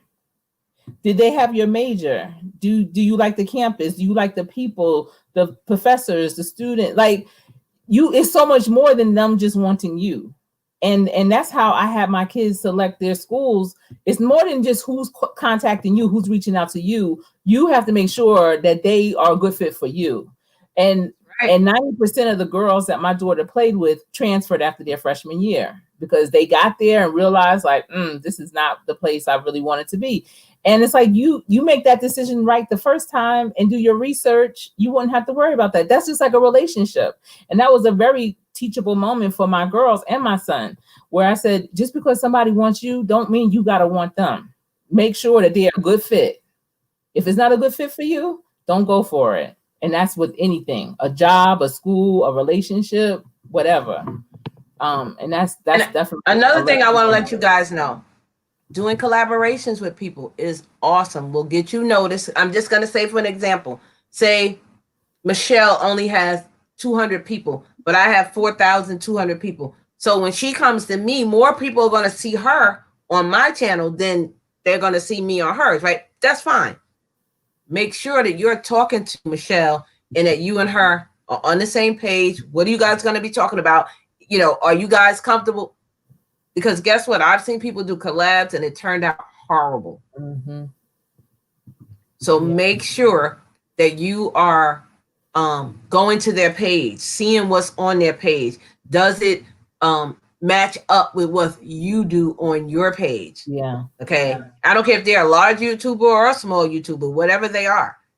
If you guys don't have the same things in common, you might not want to collab with them. I mean, I've been friends with some people on here over the year, and I wouldn't do a collab with some of them. Mm-hmm. Like I wouldn't. I just, because it's not my forte. It's not, I'm not comfortable. I've been to their page. I've seen what they do, and it's just not for me. And me being positive, that might not be for everybody. You have to remember that you're not for everybody. There's some people that are going to be on here that don't like you just because they don't like what you do. They don't like that you get views. They don't like that you have people coming to your channel. They don't like, because I'm telling you guys, you're going to get that. Everybody is not going to like you. No. It's just, they don't. What Tony say? Yeah, some employers have a non-compete clause that carries over for a period of time after you leave their company. Yes. I used to work with a medical company, and I worked from home. I worked from home with them for 5 years, and every year we had to sign, after you leave, you can't work for a similar company. Like there's a company that did exactly what they did for 1 year. Yeah. So I couldn't leave them trying to be slick and quit and then go over there. You couldn't, because they think you're taking their clients or whatever, which I understand that, you know. Right. I know my father, for his business, he had a clause like that as well. So when he would train a designer, if they left, he had them sign before they were hired that they could not work for another business similar to that within a 20-mile radius. Oh, they would be the direct competition. So, you know, he's taught them and taken it to the competition. And he had it for a time frame. I think it might have been 2 or 3 years that they couldn't do it. Yeah, that's how you have to read that. Yeah, you have to read it. And as a business owner, you have to protect your brand and things that you've worked hard in learning or doing or creating. Because people will come, stay a hot minute, learn what they need, and take it somewhere else or take it for themselves and open up right next door to you. It's enough for everybody, it is. But, you know, still, when you really develop something that is unique, you want to, you know, make sure to protect it. Definitely. And, you know, I love helping everybody, you know, whatever can help you be a better person or help you to increase your channel to get more views. And when I first got on, I don't see it too much now, but when I got on, people used to charge for shout out. Really? They used to charge to shout you out. And I always said, as you guys see, I didn't lie. I always said, if I ever become monetized and get up there, I'm not going to charge for no shout out. Now, if you want to hit me up with a $2 super chat, thank you. But I'm not going to say, oh, you have to give me a super chat in order for me to shout you out. No, I'll shout you out because I like you. I'll shout you out because it's going to come back to me in a different way. And it always does. It always does. Yeah. Everything is not about money to me. No, it is not, because you're right. some things will come back to you when things that you give freely will come back to you in tenfold in so many different ways. Tina. Hey, Tina. Yeah, we're talking about, just really everything and just to help. It doesn't hurt, like I said, to help out someone. It doesn't always cost money. You can do things that doesn't always cost money. Like YouTube. Like I don't know if you guys seen my video I just recently did. Yeah, you need the most expensive camera to do YouTube? No, you don't. You don't. I'm telling you, if you go back and look at some people's bigger YouTubers videos when they first started out, yeah, they were kind of janky, like we all was, because we didn't know what we was doing. We didn't know our booty from our elbow. So like I said, as long as you have a cell phone with a camera, yeah, and you can video off your phone, go to the dollar store, get the little picture frame, put your phone in it, as long as it can sit and cradle and do your video. Now, as you start to get better, you can maybe buy an expensive camera. It doesn't have to be so much. They have reasonable ones. Or you can buy you a computer. That's what I did. When I first started, I had a Surface Pro. And the Surface Pro now is no longer compatible with 10. So I couldn't download Chrome. So I was like, oh, great. Now I have to buy a computer. But because I became a business, when next year, when I get ready to do my taxes, my computer will be on my taxes. Yeah. My light space will be on my taxes. My office studio will be on my taxes as my business. And I'm still trying to get the LLC. I got to work with a couple of people that are going to help me. I don't know if you know her, Panama City. Yeah, I know Panama City. Mm-hmm. She's going to help me out. She told me, because, there's some things that I don't know about business. I don't know everything. Mm-hmm. So, like you say, closed mouths don't get fed. If you don't ask, hey, could you help me out? Right. Most people are not going to offer to do nothing for you. Yeah. Panama City is really cool. Yeah, there's over 400 different tax breaks that you can have from having your own business. It's amazing. Yes, really, TT. She said match energy is a necessity. Yes, it is. It is. You see in my videos, I always say, protect your energy. Yeah. Protect your energy. Because you go up there, you could be on somebody's panel and they could be nasty and rude, and you be like, oh my goodness, I'm not used to this. And guess what? Now you caught up in drama. Yeah. It's designs by CAD Pro. Just Vlogging said, I had a non-compete with a tutoring company. I had to go on my way. Oh, wow. Well, Tony says, I've been sitting here staring at you, Coach Sherry, trying to figure out why you look so familiar. You are a cross between Regina King and Jackie Harris. Yup, she sure is. Someone told me last week, and I was like, I got that once before. Thank you. Yes, it's Coach Sherry time. Yes, this is by CAD Pro. And I'm going to let Coach Sherry tell you also about tomorrow. Yes. So tomorrow night, everyone is invited. Burns Junk Closet, myself, Nikki Nichols. We are going to be live at 6 p.m. Eastern Standard Time on my channel. We are going to be talking about work from home opportunities, whether it's an employee work from home opportunity, independent contractor, or a business for you to be an entrepreneur working from home. And it is going to be so many great nuggets dropped tomorrow night. I invite you to come join the chat, bring your questions, your comments, your concerns, share your success stories, share your horror stories, whatever you have. And we are going to be there to just have this great conversation around that. This is the best time to start working from home. Some people have to work from home because of the situation. Some people are realizing they really want to work from home, but don't know where to go, where to turn, how to do it. And that's what we're going to be doing together, creating that roadmap for you. I'm not sure where to look, Ryan. You know, where that's okay. Look at the light. Look at the light. I don't know where to look. I feel like Kamala Harris from last night. She couldn't see. She was like, But I definitely invite everyone. I'm excited because we did it on Vern's channel. If you guys didn't see our live on Vern's Junk Closet about 3 weeks ago, was it on a Sunday? I can't remember. I think it was, though. I think it was on a Sunday.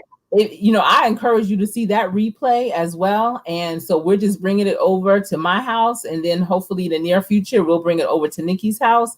But that content is very, very valuable and on time for right now. I really think so. Mm-hmm. Girl, I wouldn't be surprised if we get, some good people in there that are like, they want to know more.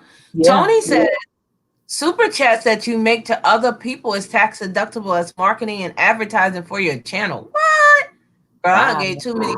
I can't count everybody on a super chat. I can't super chat about $300 already. How do you? I have an account that I do just for super chats.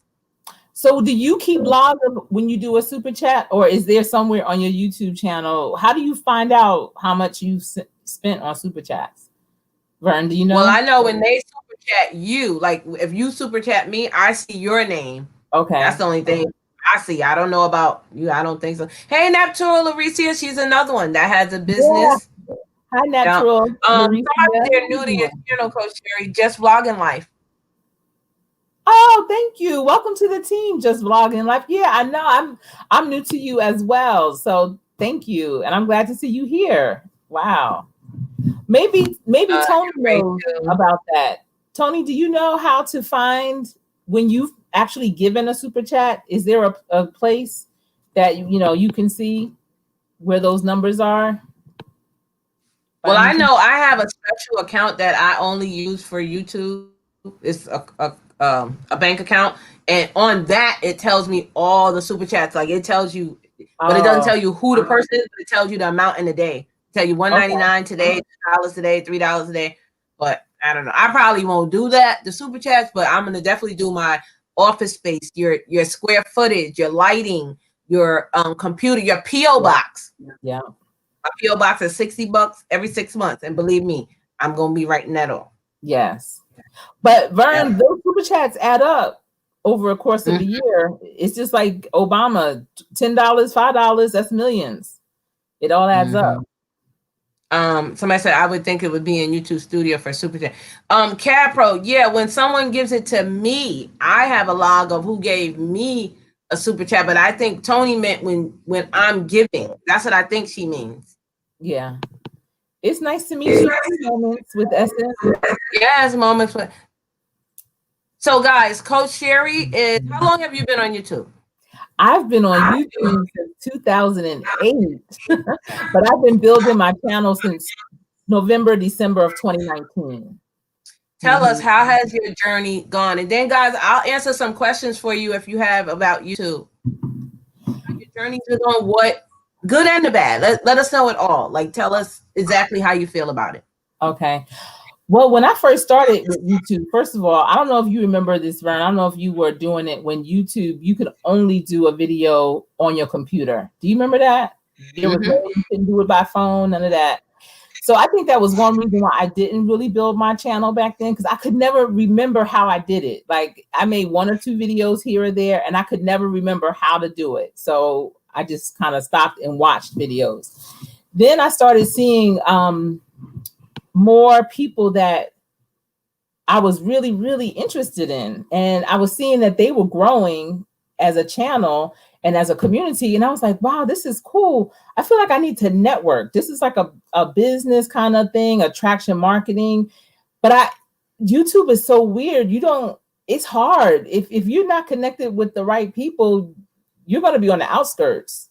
And so I would try to join those Saturday morning live streams, but those things go by fast. I found that those people weren't authentic. They may subscribe to you during that live, and then right after the live, they unsubscribe. And so you growing and not growing at the same time. And it was just too much. And so I just kept saying, like, I need to connect with the right people, and just genuine people, not just people that was just on a YouTube grind, but real people doing real things.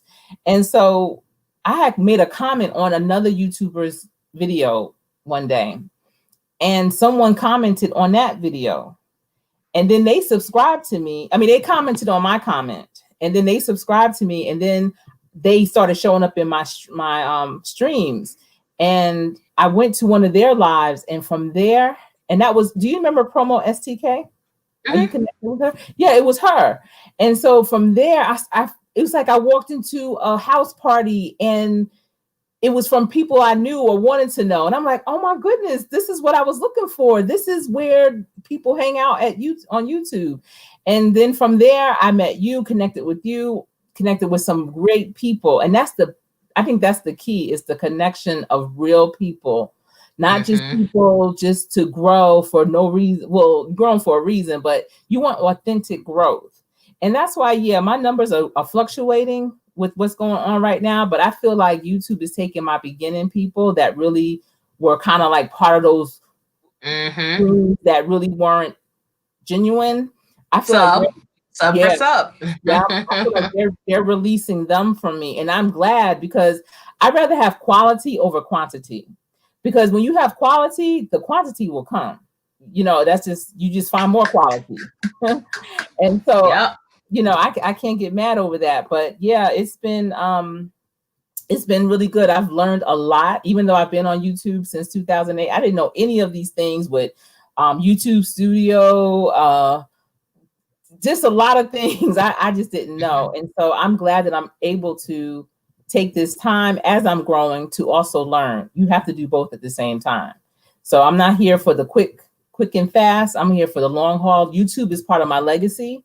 It is my pleasure to share my story, to share my information, my knowledge with not only YouTube, but I look at it for my future grandchildren, my future great-great-grandchildren, you know, people that I may not get to meet that might need this information thousands of years from now. I don't know, it'll be thousands, but, you know, years from now, and they can look it up and it'll be there. I know for a fact that the Library of Congress they take every single tweet, whether you delete it or not, and they store it in the Library of Congress for future content, because it's authentic content. And so people can look 50 years from now, 100 years from now, go to the Library of Congress and pull up a tweet from 2020.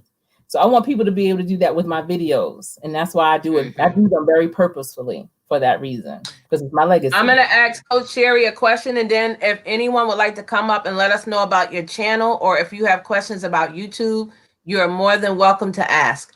Why did you start your channel? I started my channel because I coach people and businesses one-on-one. I do group coaching as well. And I feel like YouTube, because it's international, it gives me the opportunity to have my content have a wider blanket, to blanket a wider audience. I feel like the information that I provide can help someone in their business, in their career, in their life. I've had a ton of experiences that have been amazing. And I feel like someone else is probably going through or getting ready to go through. And if they hear how they can possibly navigate or strategies to help them, I feel like that will be great. And YouTube is one of the biggest platforms to be able to do that. Because some people say, why don't you do a podcast? I'm like, this is a podcast. Yeah, I don't want to do a podcast. I know a lot of them. Or some people stream YouTube and Facebook. For me, my Facebook people, in my opinion, don't really care.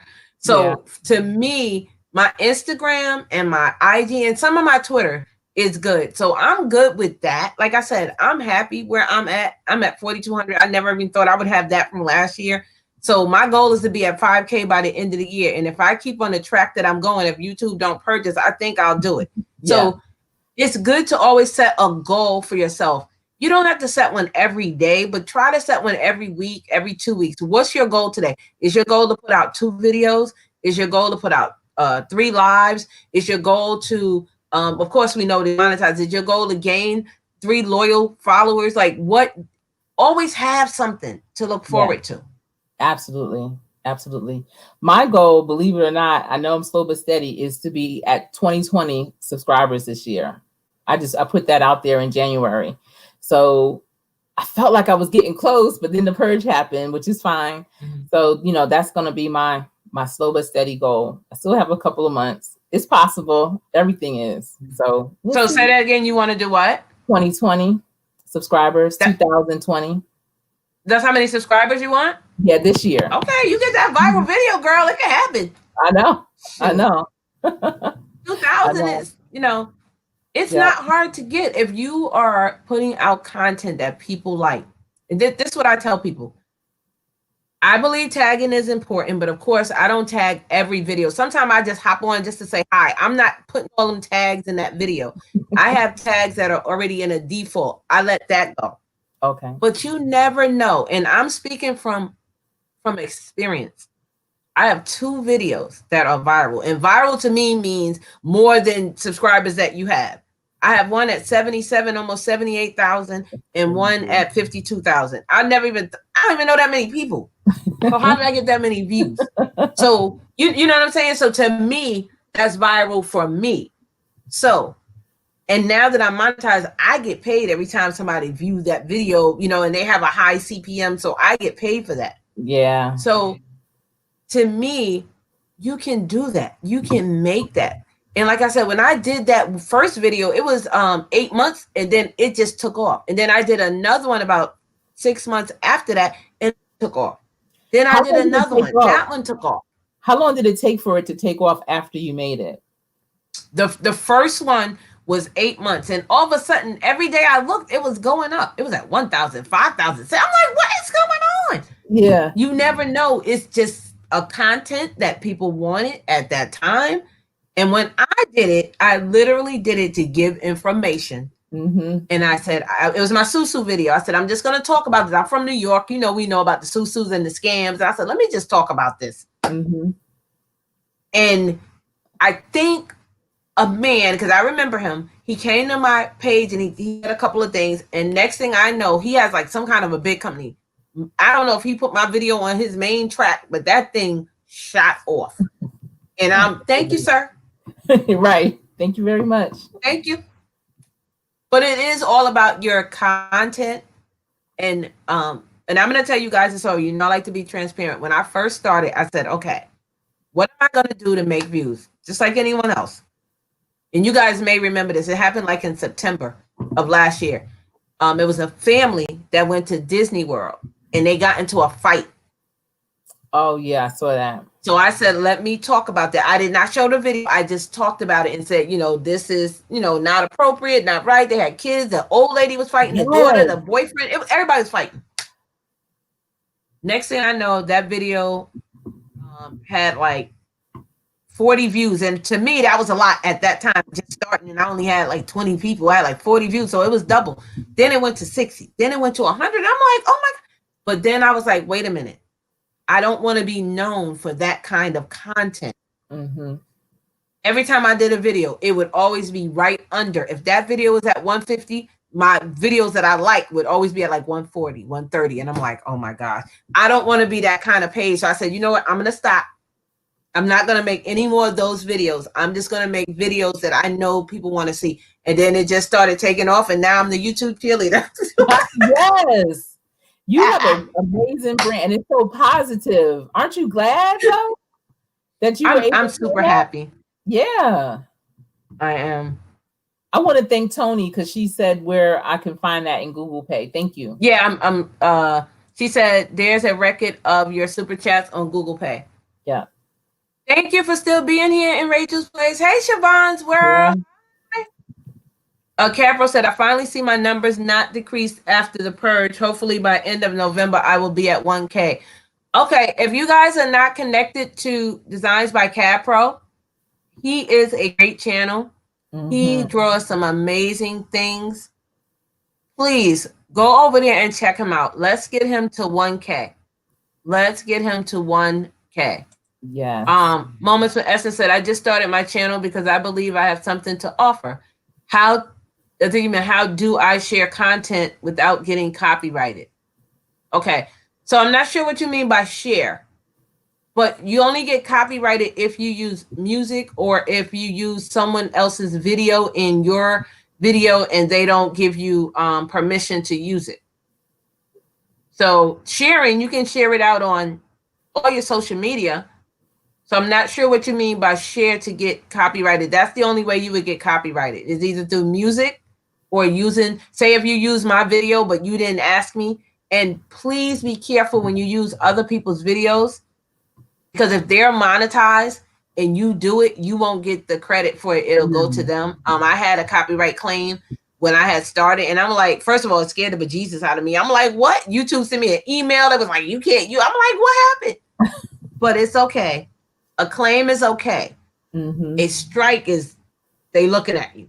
But a claim is I use music off of my cell phone. You know, your cell phone has music. You know, it comes with like music, like for like the ringtones. So I use that in a video. And they said, if the person, the artist ever comes back, or if you ever get monetized, which I am, and they say we want the money off that, they would get paid for that video. So they give you 3 options. They give you to either take that music out. You can either use YouTube music, or you can delete the video in its entirety. Well, I'm a content creator. I ain't deleting nothing. Right. So I said, let me take this music out of here and let me put some YouTube music in there. I don't even know if I even put YouTube music. I think I might have even left it blank. But you have that option to do that. Let's see. Okay, thank you, Neturo. Moment says, do I have to show my face to be successful? Okay. No, you don't. There are a lot of YouTubers, if you go, you'll have to find them. There are a lot of people, especially ones that have children. Some of them don't want to show their children's faces. So they'll just make content without that. But no, you can still be successful. You can still get monetized. People do videos of the I don't want to say ASMR. What is it? The music one was just music. That's ASMR. You know what I'm talking about? It's like it is ASMR. And don't say anything, and you just hear them chewing type of thing. Well, no, not that one. When they're just playing like relaxation music. Oh yeah. When I forgot what it's called, but it's something like an ASMR. When they're just doing that, they don't show their face, and some of the channels are awesome and they're monetized, and yeah, so you don't have to show your face to be successful. If I see a news content, okay, so that's where I'm having problem with Moments with Essence. My second channel is the VMAX show. Over there, I'm doing news stories, but only happy news stories. It consists of like people coming home from the military, surprising their child or their spouse, or somebody getting good news from the doctor and they weren't expecting that, or kids, saying their first words and making their first steps. It's just going to be fun over there. You do have to use it's scripted form, and you have to use that in your video saying you're not licensed to copyright or something. It's some kind of a wording. You gotta hit me up on YouTube. I don't know the correct name of it at this moment, but you have to actually say ahead of time, this in this video is blah blah blah. It's a bunch of words. Somebody help me out. You guys know what the name of it is. It's like a copyright. It's a disclaimer, like a disclaimer. Yeah, it's like a disclaimer. Mm-hmm. You have to use a disclaimer. What I find hard with the news stories is I want to do like roller coaster rides, and you see the people that are so scared on it, because most of those are through the Six Flags. They probably won't give me permission to use it, especially since I'm monetized. But how can I use that even if I put the wording on there? So that's, and being that I'm monetized, I don't want my channel to be taken. So it's kind of hard for me right now. That part is taking me a little bit aback. But other than that, yeah, you do have to have that disclaimer on there. Mm-hmm. You know who has really good customer service? YouTube. Say that again. You know who has really good customer service? YouTube Tracker. Mm-hmm. Because I had a problem. Did I tell you?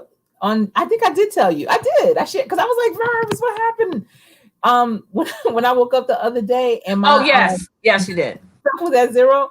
And so when I emailed them, and this guy Eddie from YouTube Tracker responded to my email, told me what the situation was and what I needed to do, and everything was everything. And I made a short video about it. Do you know he commented on my short video and was like, I'm sorry that happened again to you. I'm glad that everything worked out. But I was like, wow, he took the time out to come That's to awesome. my video. Wasn't it? That was nice. Yeah. That was nice.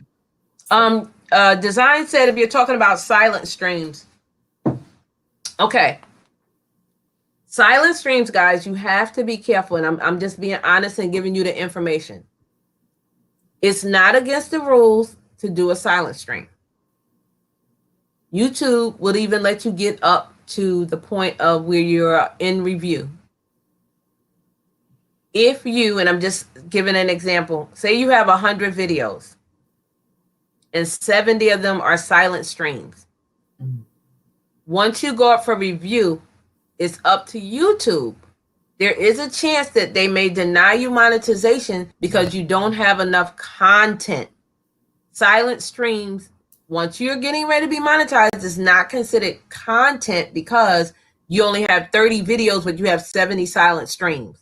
So there is a chance that you would get denied, and then you have to wait 30 days to reapply. But you also have to make up all of those hours that you have made in that silent stream.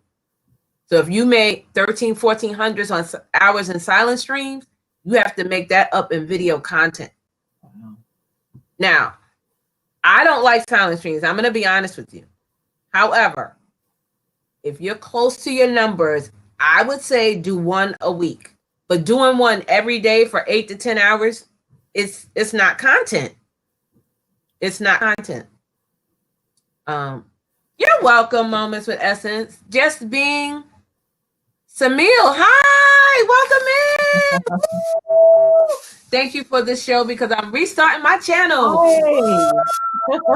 Awesome. If you need any help, please reach out to the YouTube cheerleader. I am here. I am here to help you. Really. I don't own the rights to this one. Yes, Tony. Yep. Dropping knowledge better than dropping links to a degree. Thanks, just vlogging. Yeah, I want everybody to win. I really do. Mm-hmm. And like I said, not everybody wants to be monetized on YouTube, which is, they're right.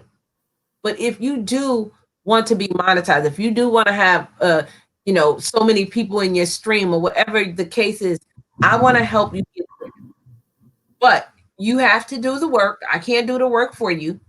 You have to go in that studio. You have to learn your analytics on your page. You have to learn what works for you and your content on your page. Now, I'm going to say this. Just because Coach Sherry talks about just say resume writing, that don't necessarily mean I can go and start my channel and do what she do, because that might be her thing, her niche. Mm-hmm. You have to find out what works for you. Just because some people are mukbangers and they get all these amazing videos, that don't mean you could be a mukbanger.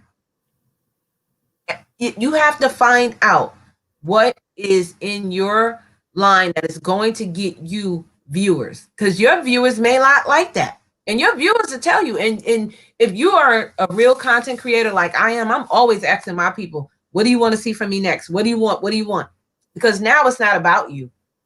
Now it's about your viewers, because you want them to keep coming back. So if they tell you they don't like elevator videos, don't you start going making 18 elevator videos. If they tell you they only like cars, you have to listen to them. If you understand, it's like your customers. Yeah. If you ask your customer, hey, what kind of dresses do you want? Do you only want mini skirts or long dresses? And you come up here and you bring in granny dresses or wedding dresses, they're going to be like, that ain't what we want. Your business is not going to go anywhere. Do you understand what I'm saying? I'm just saying, you listen to them. That's so true. Figure out what's going to attract them. Say that again. Figure out what's going to attract them, Yes. Attract them to you. Absolutely.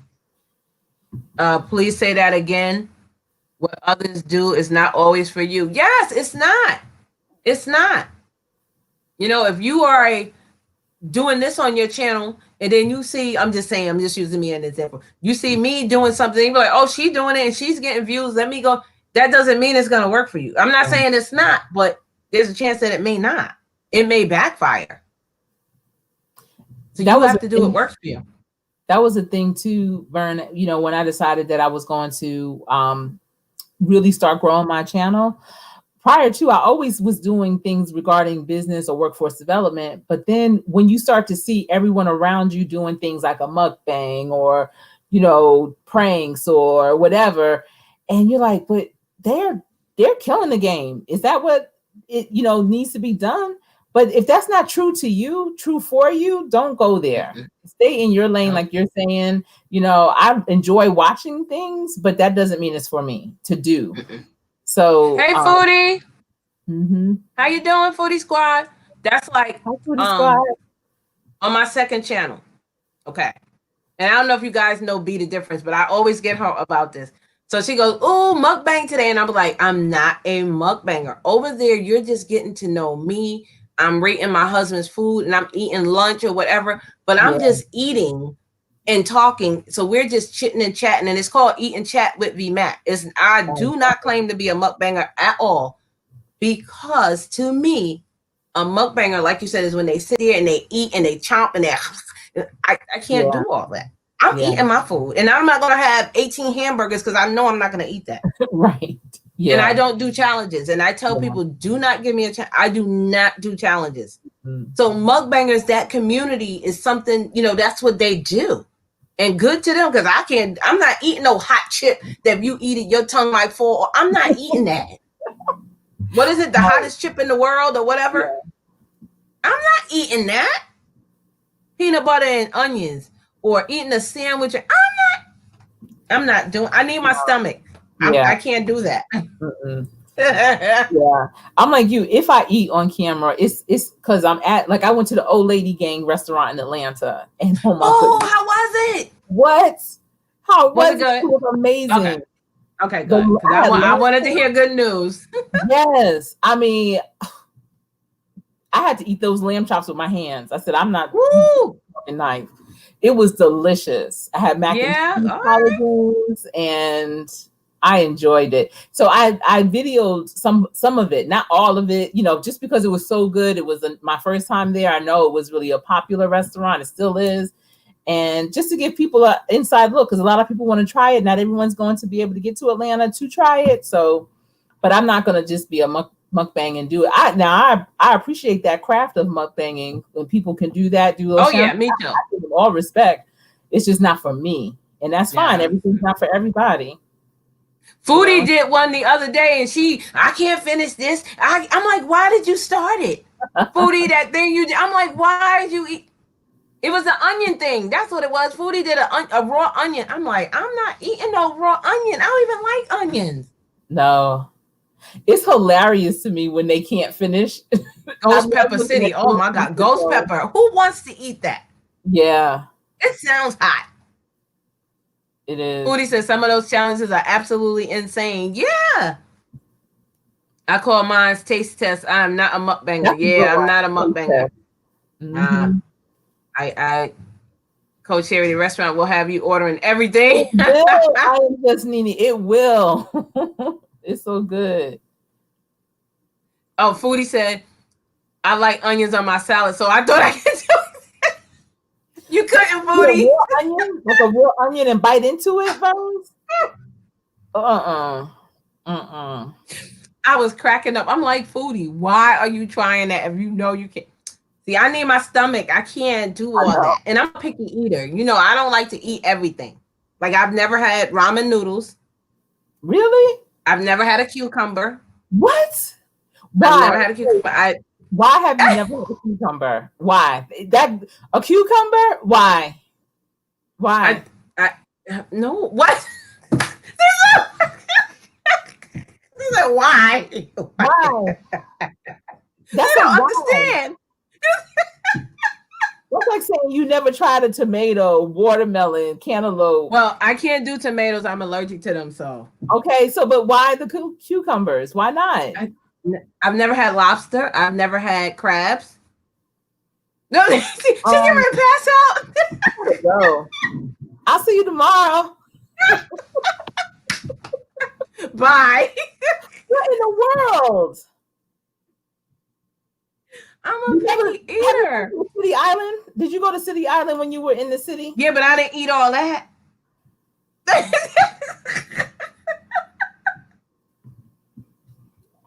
I think are you upset with me? She's like, I can't.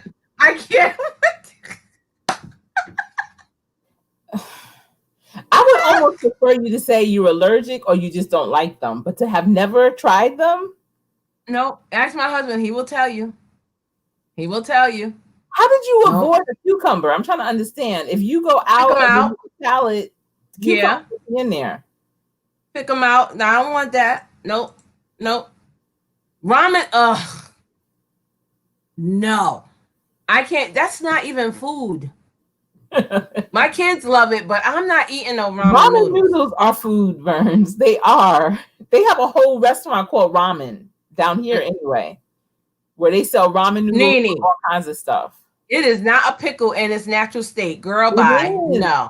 It is. Wait, Foodie Squad said, I'm like Coach Sherry. Why have you never had that? Wait. Why? I've never had strawberries. All right, I'll see you later. Wait, Foodie said, what? No. Wait, Nene. Wait a minute. Let me add Nene to this. I'm up here cracking up at you. You are okay. I'm gonna explain. Did you hear what I said? I never had a strawberry. My oldest daughter don't eat pickles, but she eat cucumbers. But has she tried the pickle before? She don't like pickles, but she will eat a cucumber. I'm like, but it's still no, I don't like pickles. I like cucumbers. I'm like, but you eat cucumbers and vinegar. I don't like pickles. Ever since she was a little kid, she did not like pickles. My youngest one Never had shrimp designs. The pickles. Cucumbers and vinegar is a pickle.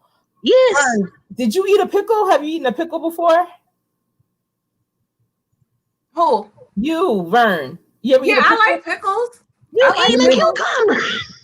I like pickles. Third base. Wait, I never had shrimp, Capro. I've never had shrimp. No, the real thing is strawberries. First of all, Nene said strawberry shortcake, strawberry ice cream, yogurt. I don't even like the way it look. So you have a problem with certain foods if they look a certain way, you won't try them. No, I don't. Like mayonnaise. No, we're not doing mayonnaise. We're not doing. I don't even like to touch. It's greasy. But wait, wow. I swear to you, not. You guys are gonna think I'm lying, and I will call my kids in here. They'll tell you. When they were little, and kids always want a bologna sandwich. Kids. Wait. I'm like, y'all want mustard, right? They be like, no, mayonnaise. I'd be like, oh, taking the knife and slapping it on the bread. I'm just looking at Vertus like I'm in shock because I'm like, really? So, do you eat potato salad? Yes. That has mayonnaise in it. You eat coleslaw? I put mustard in mine. So you make more of a mustard potato salad. Okay. I put more mustard in it. So she eats like a more mustard potato salad. That's not even potato salad then. She eats potato and mustard. Salad. That's what that is. I've never seen Coach Sherry be so disgusted. She's like, I'm done. It's not like we're not saying squid. We're not saying I'm not eating Squidward. Baloo or right. Were you guys on the live the other day when I said I don't eat strawberries? No, they were laughing. That was with D. It feels like a person when they have goosebumps. You know. Tyson eats strawberries. First of all, the way they feel in your hand when you put it in your mouth is two different things. You don't feel that. Actually, I'm gonna show you guys something. Keep talking. Go ahead. I gotta show this. Well, I guess if Vernis was to come down here to Atlanta, there's just certain things she probably wouldn't eat. Yeah, but I don't eat that. I don't eat that. I don't want that. I don't eat that. I feel like the things you don't eat is not allowing you to live your best life. I'm living. Because not without cucumbers and strawberries, you're not. Yeah. And mayonnaise. Strawberry shortcake. So you haven't had strawberry shortcake before? No. And I even hated that as a kid. Not even strawberry cheesecake. I don't eat cheesecake. I've never had cheesecake.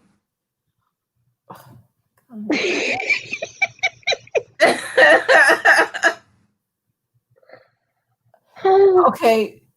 So Tyson has had strawberry cheesecake.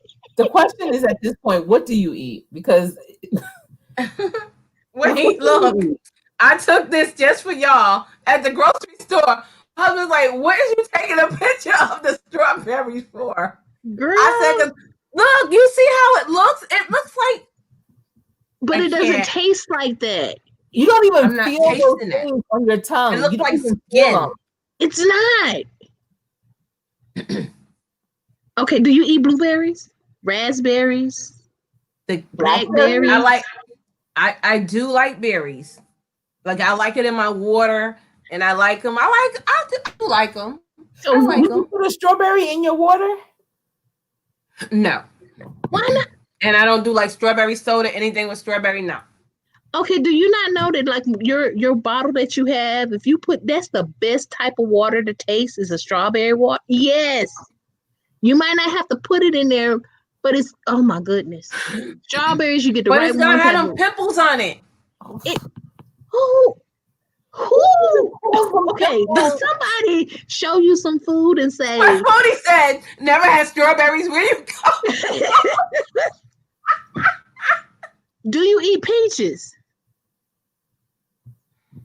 You eat peaches?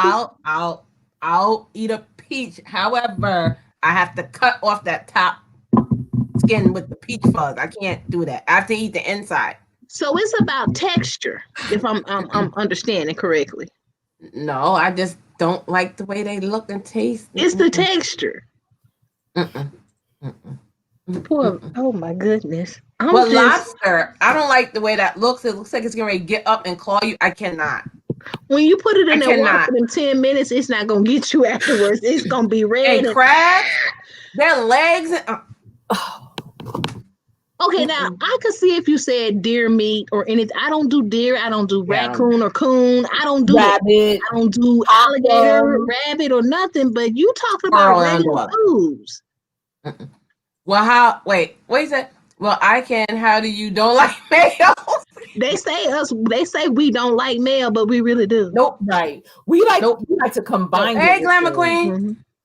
We like to combine it. Mm-hmm. I mean, I know a lot of people that are allergic to a lot of those things, but to have never tried it, not even you can ask my husband. He's a cook. He can tell you. I'm just so I'm just like wow. Me too. My mouth is open. I mean, I'm just like see. She's like, what is wrong? That's so serious. Your face. Wait, why you look like Kamala Harris last night when you was like and she kept looking. No, you gotta do smile. You gotta do smile now. Right. Did y'all see the they show Felicia Allen when she was on the Cosby Show and how she looked, and they put Kamala's face up and it was the same look like that. Kamala was priceless last night. Yeah. But she did not show the angry black lady. No possum. Ain't nobody eating no possum. Ooh. The people like cucumbers taste so good. If you can eat a pickle, you can eat a cucumber. Yes. A mild version of a pickle. It just doesn't have the vinegar taste. I will say this. Hold on. Let me put her name in here. I'm typing her name wrong. Hey, Glamour Queen, I was trying to say hi to you in the chat, but hey, okay. On VMAX show,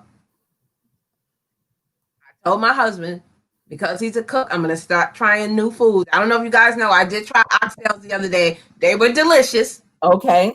Now, I used to have oxtails as a kid, and I remember they were good, but I haven't had them in so long, and my husband, he loves them, and my kids love them, and I would never eat it. I did try it on live, and I said, if it tastes nasty, y'all gonna know. But it was okay. And I didn't pre-taste it. I tasted everything right there. If you want, I will tell him to make me what it ain't no cucumber salad, is it just cucumbers and you eat how do you eat it? Because I don't even know do you like vinegar salad dressing? Yeah. You can dip it in salad dressing. You can put a little salt and just eat it like that. Yeah. You could put it in vinegar and have onions in it. Mm-hmm. Or I can't do the vinegar. In a salad, just put a vinegar and onions. You're trying to kill me. No, but it's so good. It is. You just put it in a salad and eat it like that. But it tastes really good with like ranch dressing. I don't do ranch. You do blue cheese? How about Italian? No, I don't do blue cheese. How about Italian? How about French? Catalina. I just started eating Italian and I do like French. Okay, You so like I Catalina would, though? Catalina's Huh? delicious. I like Yeah. Catalina. Thousand Island. you can eat Thousand Island. Y'all, excuse me for 1 second. French dressing will be good. And just dip it. Like you know how you do carrot sticks? And just I cut don't eat some. carrots. Did you hear me? What? Okay, the face. Breathe, breathe, breathe.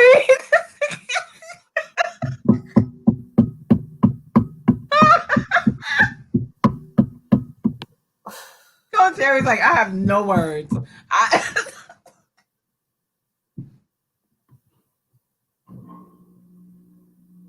Y'all know it's bad when your mama call you and ask you how to bake the pork chops because she forgot how she used to bake her pork chops because she don't eat pork chops like that. You missed it. What you do? Coach Sherry asked me.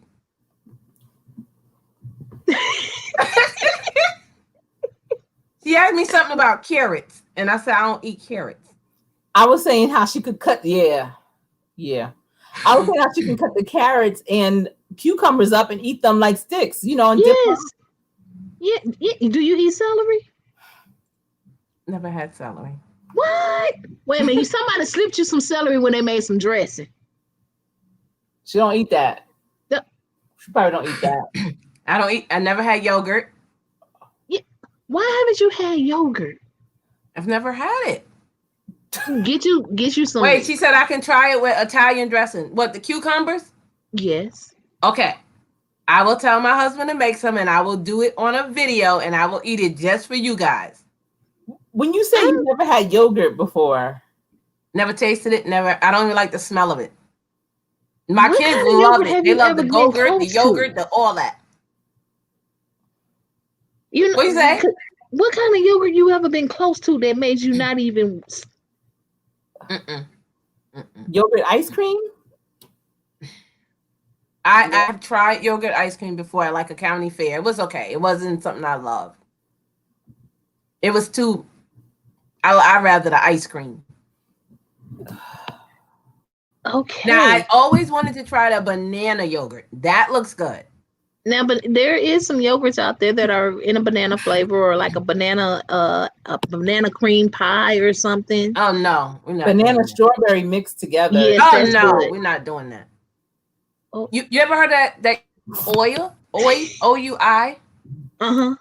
I wanted to try that. That looks good. That's the one in the jar. That's the French one, Yes, right? in a glass jar. That looks good. Yeah. That one I don't like. Really? It's bitter to me. Now that one in that pull up the ghetto one that just pull the top. I can't eat that. No. Oh, wow. We're not doing that. So you wouldn't try the Activia brand? I know I do Cahrt Master from Kroger. We don't have and it's pretty good. Wait. You don't like the milky appearance of yogurt? No, I don't do yogurt. My wife likes the banana yogurt. I might try the banana yogurt. That looks good. Okay, so would you eat a banana pudding, Verns? No.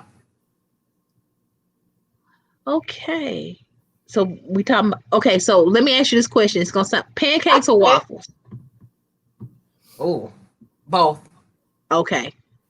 Yeah, but just the catch to it. Would you have pancakes with any other, like a fruit or anything in it? So you just a plain pancake waffle. Oh my goodness. Let me tell you, waffles and strawberries. Oh, that's the stop with the strawberries. Yeah.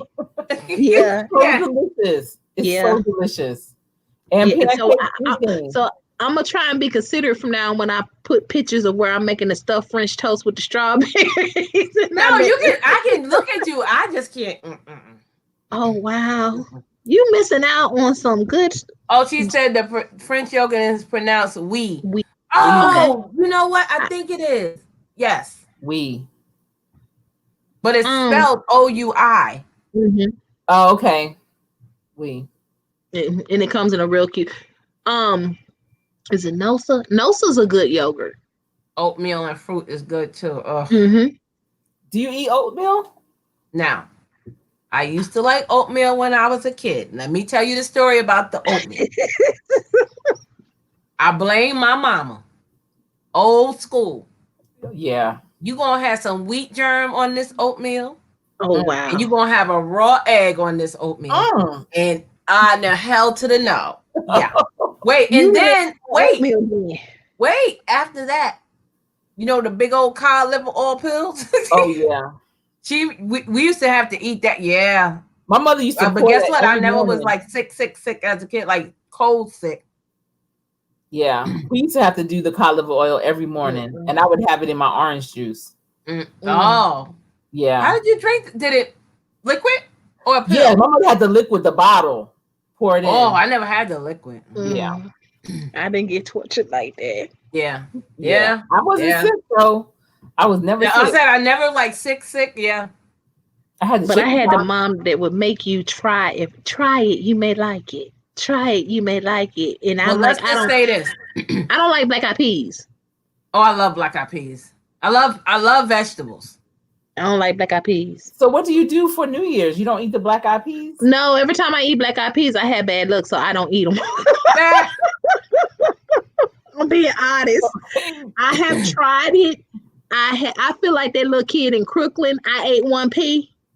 I don't like black eyed peas. Now I will eat pintos. I will eat black beans. I will eat like lima beans, northern beans. I just don't. To me, a black eyed pea look like a little booger. It does. I like so.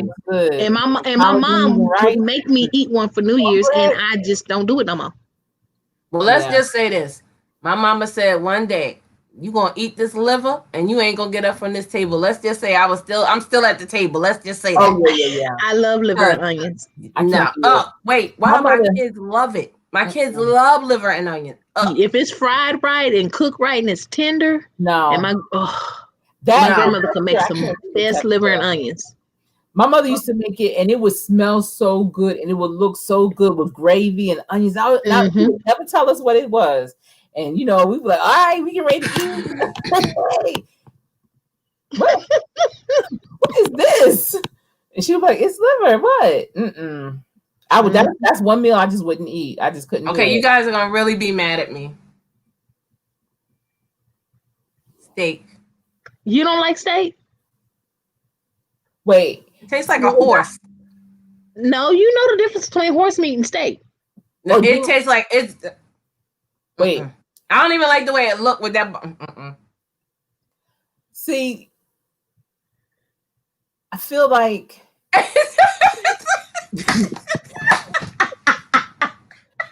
Like, wait a minute now. You putting things in categories they don't need to be in. Because you can tell the difference between a steak and a horse. I've had horse before. See, giving things a chance. No. Okay, so was it that you seen an old man with no teeth trying to eat okra and he was slobbering it? That sounds like you were being punished with the oatmeal. Right, Tony? Because there's all different types of steaks. Like, yes, there's ribeye. Now, wait, I take that back. We had filet mignon. I think that was filet mignon at our wedding. It was wrapped in bacon. My husband ate it, but it looked good and smelled good. I think I might have tasted it, but I didn't eat like a meal. Like I might have tasted a square, but it was good because that was like a good cut. See, yeah, it depends on the cut. Yeah. If you want a ribeye is real tender, it'll just melt in your mouth. And then they got that cube steak, right? The little choppy one. Where they pound it. Cube steak. It's about this. It's a little almost like a square or oval, and it's really thin. Yeah, that's cube steak. The filet mignon. The filet you talking about? No, I'm talking about the cube steak. Yeah. So see what I was thinking. That was like mop hair. I thought you were gonna say you had never tried. Because see, it's not about what you don't like. It's things you haven't tried. So I thought you was gonna say you never tried like fried chicken or something like that. Fried chicken? Coach sure like fried chicken, right? Have you? Of course, I like fried chicken. Okay. All right, then you're good. You're fine. I don't eat everybody fried chicken, but I like it. Right. There you go. Okay. All right. Okay. I'm gonna ask you the super question, as they say, chitlins. Now we grew up eating chitlins when I was a kid. Never liked way it smelled, but it did taste good. But I will not eat it today. My husband and my kids, I wouldn't eat it. Yeah, it's been some years since I've had some myself. Yeah, me too. Yes, pork and beans. I like pork and beans. I take the fat out of the can though, but I do like the pork and beans. Yeah. Okay, well, you can just get you some bush vegetarian beans and call it a day. I like vegetarian beans. They're very good. I like vegetarian beans. My two daughters are vegetarians. It's real challenging. But the only soup I eat is chicken noodle soup. Okay. So you don't do vegetable soup or French onion soup? Okay. Or tomato. I have tried the tomato. The vegetable without the meat in it. Yeah, the best beef vegetable usually, but you can do vegetable. Yeah, I don't like that one with the meat in it because first of all, meat shouldn't be in a can. So yeah, I tried the vegetable, the one with the alphabet, like that one. I like that. Okay. So have you ever made your own? Well, my husband made soup. Yeah. Okay. You don't like French onion soup with the cheese on top? No. Oh, that is so good. You don't like onions, or you just not gonna eat a whole onion? Both. Mm-hmm. when I used to because I don't eat it now and I probably won't eat it ever again. When I used to eat, and I know it's kind of prejudiced, but forgive me, Chinese food, always no onions. No onions. But I haven't had Chinese food in so long now. Like even before the COVID, I used to eat like an egg roll, or I ate the French fries, but Chinese food, like the rice I would eat once in a while. But I haven't had, since this happened, I haven't had Chinese food. Like I miss it, but I probably won't eat it. Wow. What's it called? Challenge with the onion. They have to eat a white onion or a red onion. Yes. Ask Foodie if she's still here. A raw onion and you have to eat it. Yeah. In so many minutes. Girl, I don't know. That's gonna be JJ, what's up? How you doing? Heartburn City. I could not imagine. I love chili cheese soup. That sounds really good. That sounds good. I don't know if I'll eat it, but that sounds good. Because cheese and chili, that's a thing. Like yes, it is. Together, like a chili dog. Oh my goodness. I'm just laughing still about the straw. I'm mentally trying to get over the strawberry. I can't. No. Nope. Ain't gonna do it. That strawberry's a lot different now. I mean, yeah. Have you tried a crepe before? How about a crepe? Have you ever tried a crepe? Is that the one that's rolled up with the cream inside? It's kind of sort of, but it's a thinner pan. It's thinner than a pancake. I don't know. Probably not. Okay. The strawberry ones are good. Yes, they are. Remember that French restaurant? Like it was kind of like Panera Bread, but it was called Au Bon Pain. Yeah, we got one of those. They have those. They used to back in the day. They used to have crepes. They don't have them down here. Now you're saying that. I think it was brought into my job, but I didn't eat it. That's good though. I mean, it's good that you don't eat everything. I eat everything. The only thing I don't eat are beets. That's it. I eat everything. Oh yeah, I'm not doing beets. My grandmother loved beets. Wait, and what's that thing that they eat at Christmas time and Thanksgiving in the can, the red cranberry sauce? Oh, I love it. I love cranberry sauce. So good. Especially if jelly in a can. No, you can make your own. No, it's not. You can make your own. Well, some people actually put that on sandwiches with their turkey. Yeah, it's a sandwich. It's a turkey sandwich that you can put it on, and they make like a cranberry mayo. It was they used to make it in the cafeteria at my job, and they would put bacon on it, and they would put that cranberry mayo on it, and they would toast it, and I would have me a little bit of Swiss cheese put on it. Yeah. So when you say cranberry mayo, they mix mayonnaise with it? They would mix some mayonnaise in it, and it naturally, you would think it would be awful, but it was really good. Boston Market had a turkey cranberry sandwich, but they didn't mix it with the mayo. They had it like put on there. I know, Tony, and I know my doctor told me to, and I still won't eat it. I'd rather take the shot. So get the beef is nasty. Ew. When I was pledging in undergrad, my big sisters found out I didn't like beets, so they made me eat beets every day. Did you know it? Did I do it? No. Yeah. Did you know it was beets? Yeah, I knew it was beets. So you was on a beet diet. Yeah, that's why I started pledging. Ew. I was a size 10. When I got off the line, I was a size 4. Wow. They said he can get him some dressing designs. So they like Capro, so they like cranberry. Cranberry is delicious. Delicious. Yuck at that, said Tony.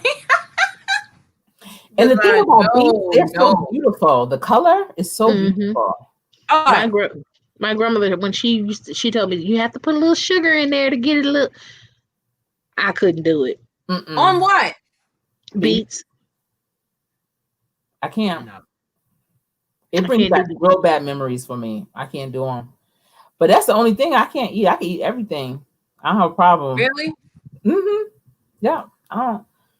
There's nothing much I could think of except like an insect. I think I'm gonna when we go on Eat to Live Strong. I think I'm gonna name some foods and see if everybody eats them. Cause I don't. Well, I don't eat everything. Still. I don't do frog legs. I will not do snake meat. Yeah. They tell me it tastes like chicken. I don't care if it tastes like chicken. I don't want chicken, no right? Nope. Frog legs are really good. No snail. I love them. And oysters. No, you like oysters? I do. I've had oysters. I like oysters. I do. As soon as they crack the shell open, I'll be ready to hurl. Okay, now it's different if they say mountain oysters and mountain eel. Now that's country. Think about what I just said. The ones that they have at Coney Island. Designs by Cad Pro. I've seen eggnog is out. I love eggnog. Oh, I was just going to say eggnog. Nope. Oh, I love eggnog. You don't drink eggnog? Nope. It's so good. Especially when you mix it with a little something. A little what? When you mix it with a little something. Give it a little pick me up. Yeah. It's like eggs and no. Like our chicken. No, they're not, Cad Pro. No. I ate them. They're big. Yeah. Alligator. Yeah, I've had alligator. Oh wow. The alligator bites. Well, I lived in New Orleans for 3 years, so I've had that kind of stuff. Alligator. I watched this one YouTuber. He actually had a 28-pound alligator frozen delivered to his house. He prepared it and then he did a mukbang, and I was just dying. I was like, now did it look like chicken, the meat? Because of course no, he had a whole alligator. We can't eat the shell. Ain't the shell hard? No, they took the skin off except for on the head and on the you may do some shoes, some boots. And then they gutted it for him and they shipped it to him frozen, and he seasoned it and everything. Did it look like chicken or did it look like? I don't care what it looked like. I wasn't eating it. It was attached to the whole alligator. It looked like meat. By the time he got done with it cooking it, it looked like meat. It looked good, but just knowing what it was that he had stretched out on his counter, it just turned me off. Let me tell y'all. Remember Martin? Hey, Angie, how are you? Oh, I'm trying to get her. There she go. Remember Martin Lawrence, his show, Martin? Yeah. And when he went on vacation and that furry rat that kept coming into the room. Yeah. So in New Orleans, like they have these canals by people's like by our neighborhood and stuff. And so they started to have an infestation of, they're called Nutri-Rats. Oh, wow. And they look like that thing from Martin. So they were like, we got to do something with these Nutri-Rats because they keep multiplying or whatever. So they were trying to dangerous? No, but they're like a furry. They look crazy. You don't want to roll up on one. They're big and like a beaver. They're so ugly. Yeah, they are. Beavers are ugly. They look just like that thing from Martin when that thing when it was in there. It was in the room and it ran in the room and they was chasing. Yes, and so they were trying to figure out a recipe, like different recipes to cook them. They was like, "Well, we can't do nothing with them. We gonna eat them." I'm not eating a Nutri-Rat. Did they do it? Did they eat it? Yeah. They figured out some recipes, had a little contest or something. Y'all, they're in abundance. You know what I do want to try, and it looks good. I know you guys are going to think I'm crazy. I don't eat everything but this. Ostrich meat. Oh, yeah. It looks so good. I don't want to eat nothing that can catch me. Gamey. It tastes too gamey. Because do you ostrich meat, you had it? Yeah. Because do you remember Fuddruckers? Did you ever have a Fuddruckers? Yeah. It's a burger place. It's a burger place. Burgers. one time a few years ago. Like and she said, "Oh heck no!" It tastes like beef, but it has like a slight game to it. You know, like beef, but not like beef at the same time. What about chicken feet? No. My mama eat chicken feet. I want to try it. It looks, you know, it reminds me of I've never had chicken feet. Let me tell you what happened. She got a hold of an older cousin. My mom's 74, okay? And this older cousin had her over for dinner and served chicken feet. My mom telling me about this and everything. I'm like, are you talking about actual feet that the chicken walk on? She said, yeah, like a pig do pig feet. I said, there's no meat on a chicken's feet. Yeah. So then when I went to go see her, this is about 2 years ago, she answers the door. She said, come on, I'm having my lunch. I'm having me some chicken feet. Go on, get you some. I said, Mama, I can't. I just can't. And she was just, they're good. I'm like, yeah. Ooh. I've had them before, fried, not baked or anything. Right. But that's why I think they taste like crackling because they're fried. Yeah. So looking at them, they look nasty because of the nail. Toenails. But once you cook them, they look so good. Mm-mm. Mm-mm. You know And she said, nope, I can't do chicken feet or frog legs. No thanks, Carrie. I know. What is chicken feet? They just said people here still being raccoons, and people put. Now, when I was little, we had a cousin that would make coon. Now you got to remember, I was under 4, but it was barbecue coon, they called it. They would come all wrapped up and smelled all good until I got old enough and started looking at Bambi. Then I realized I was eating raccoon. Oh, and I just freaked out. I don't like duck. Me either. That turned me off when I was in Hong Kong and they had the Peking duck. It smells good, but they had it hanging in the window with the head and everything. It's crazy. I tried to make duck one Christmas. I'm not a cook at all. But I tried to make duck one Christmas and it ruined it. It ruined Christmas. Duck is greasy. It's greasy. It's terrible. Yeah, they said it's very greasy. How about a turducken? I heard about those. Oh, wait, that's what? A turducken. You stuff it. You take a turkey, you stuff what is it? It's a turkey, a duck, and a chicken. So the turkey's and you stuff the duck in the turkey, and you stuff the chicken. They make it down here where I'm at in Smyrna, Georgia. It's very well known. When you say they make it, you mean like you can go to a restaurant and order it already cooked like that? You can actually order a uncooked turducken. Oh no! How long does it take to cook them? I have no idea because I've never had it. When I said, okay, that's too many. There's too many things stuffed into many things. Yeah, I've seen them before. But they say it's really good.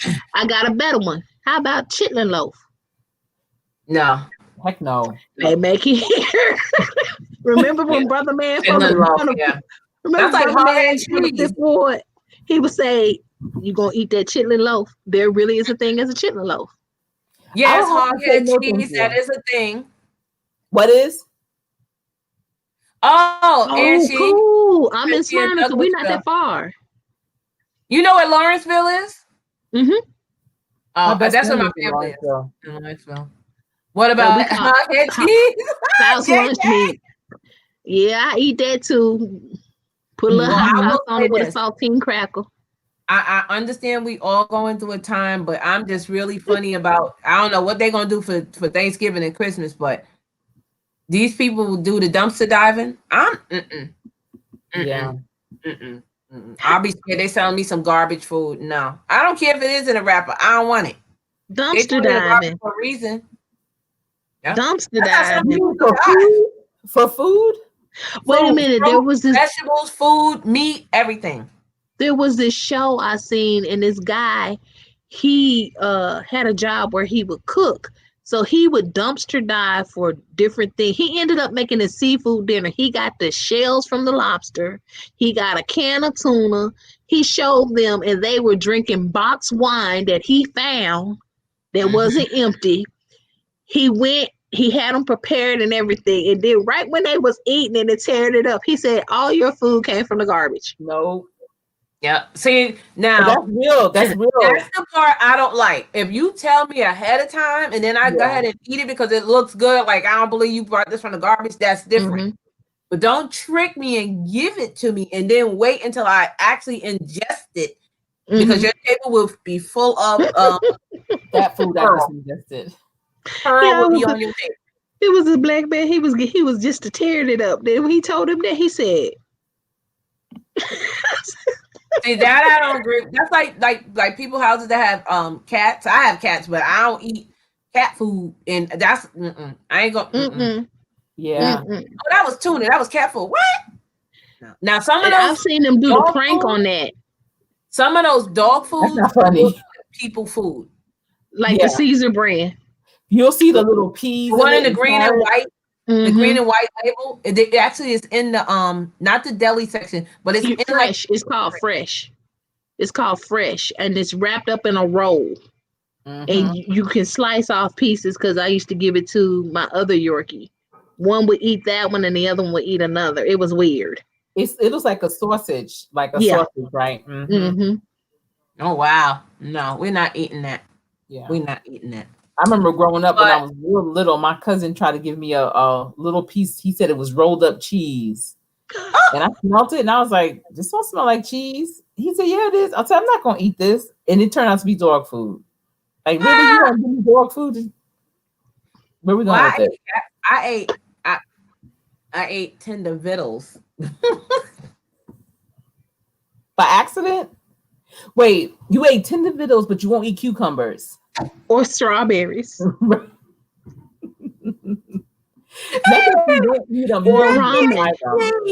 Let Lucy explain. So me and my sister-in-law was at home one day, and I don't know if you guys have cats, but back in the day, tender vittles used to come in like a package, and the package was like beautiful, and you would open it, it would be like little morsels of meat. So that's what we were like. I don't know what we were doing. We were just being stupid that day. We were like, let's try it. Let's taste it. So I had one tender vittle, just one. It actually just tastes like a piece of meat that you get stuck in your teeth, you know, when you're eating chicken. And did you cook it? Did she just ate it out the package. Fry it up. And what she said she don't do. She's never had ramen. You can make you a ramen bowl with some all kind of fresh vegetables. It was just one. We was one like, is enough. It does look good and it smelled good. We was like, let's try it. We was like, okay. So what was the one that used to come like a patty that you strawberries? What was it? Try yogurt. What else you want to try? But she tried a tender. Okay. Look at I am just Nene. I ain't judging.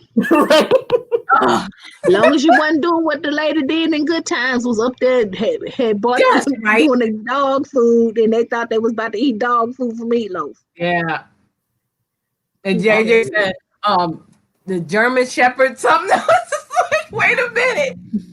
And she was like, I was like, bye. It was this one dog food that used to come wrapped in a. She said that's just nasty. In the clear. Yeah, and it was it was a circle and you could break it up or whatever. Yeah. My brother gave his friend, they were high and they were teenagers. And he said, man, I'm hungry. So he messed with him and put one on a piece of bread. Put what on the bread? I can't think of the name of it was a dog food that came round in plastic. It was burger something. I can't remember the name of it because I don't really do dog food like that. My dog got special. He got to get from the vet. But he made him a sandwich. And hogs. Oh my gosh. My family's trying to see if they should put food by the door for me. Oh, that's nice. Because I can't see them. People buy. They killed a cat. Sold it to them. They look just alike. Now that's not nice. I wish you would come and get one of my cats and kill them and think you're gonna eat them. They might eat you. If they tell you that on purpose, if they tell you that's your choice to do it, but don't just trick you into eating it. That's why I don't eat from people's houses, or I don't eat food that I left and come back. You don't know if that person. You don't do that. I don't. You know what? This is so funny, and this is just awful. But I'm gonna say it. Us government people before the COVID hit, we used to have potlucks and goodie days, and we would have, we would have certain people we knew cooked, but then we would have that one person that we know didn't cook.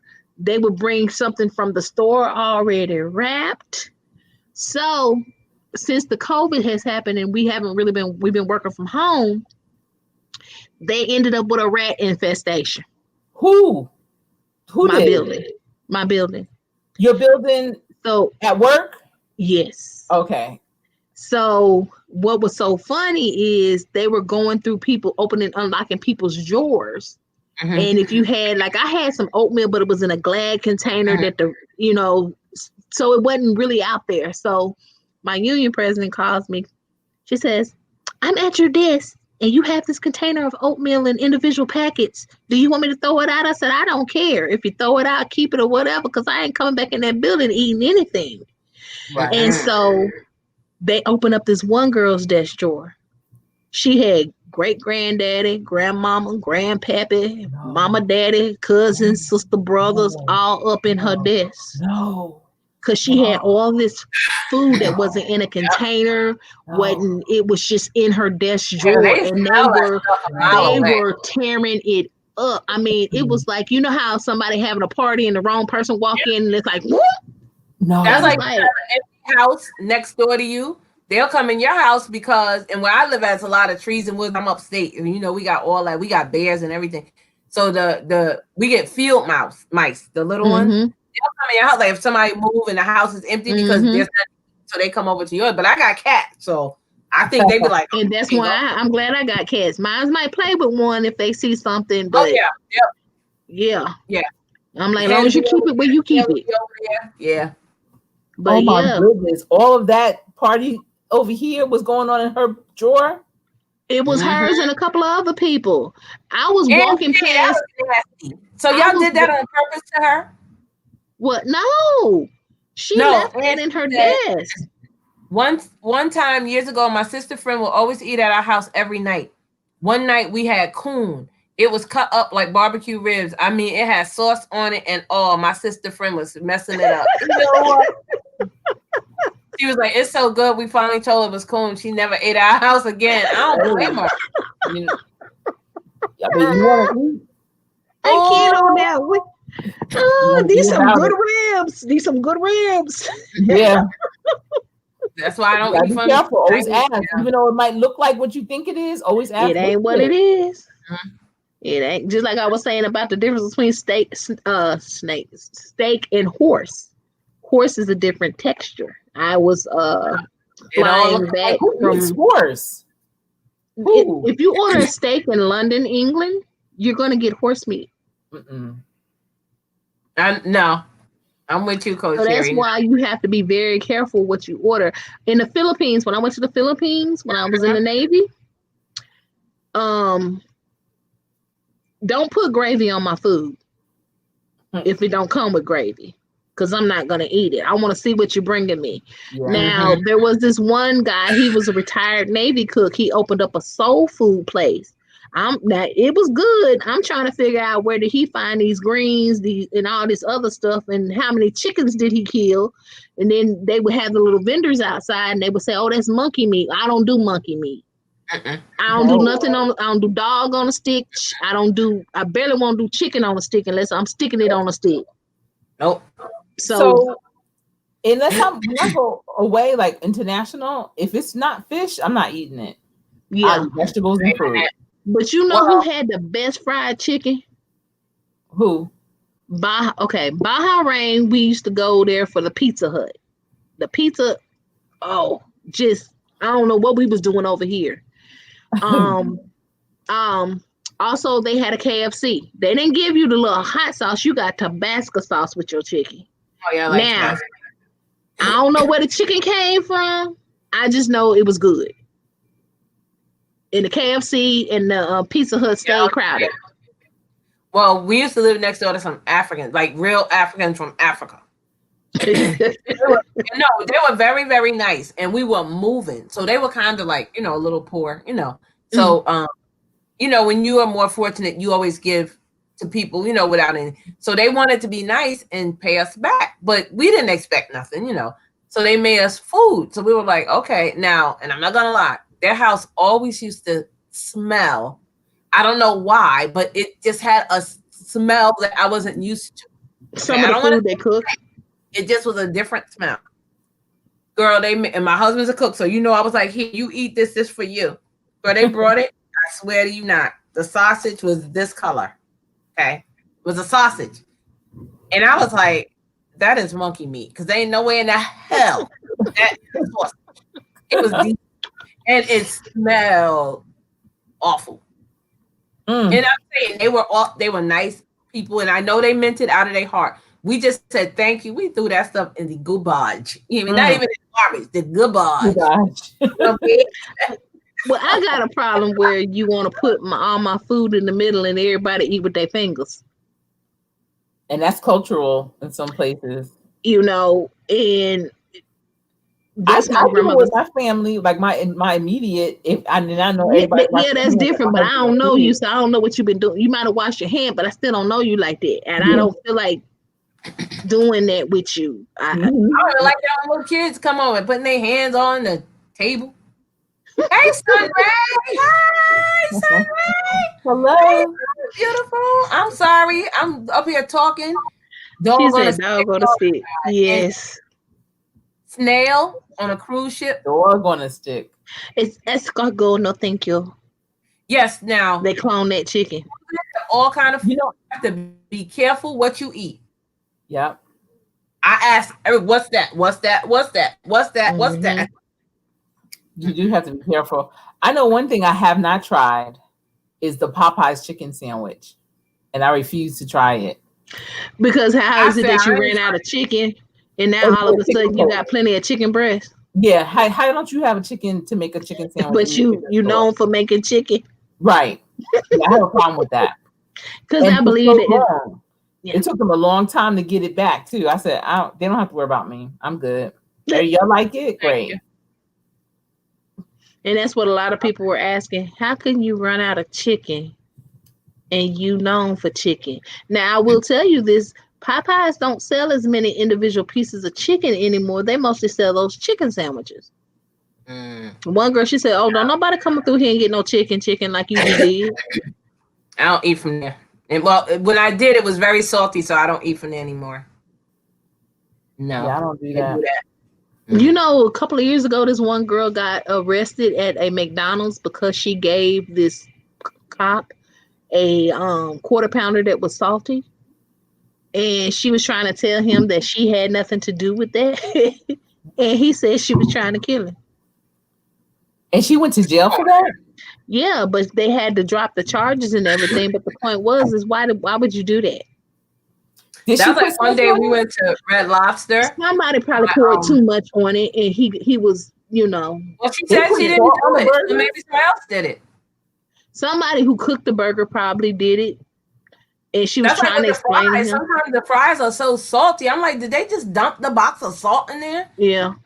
And then he gave it to his. I guess he gave it to his dog. First of all, why are you giving a dog a hamburger with onions on it? One day we went to Red Lobsters from a job that I had because we used to always have to make a quota, and when we made the quota, they took us out to lunch. Wait, no, but I have to stop you. I have to stop you right there. You went to a Red Lobster, but never tried a lobster. Wait, let me tell you. So we went there, and of course, I was like, I don't need to go to Red Lobster. I can go to any other restaurant. I don't do Red Lobster. So I said, I will get potatoes. That's all I was getting was mashed potatoes. Not even a potato, a mashed potato. And a drink. It came back. Why had boll weevils in it? And I'm like, ain't no way in the hell y'all didn't see this big ass boll weevil in this white mask. Boll weevils are black. Boll weevils are black.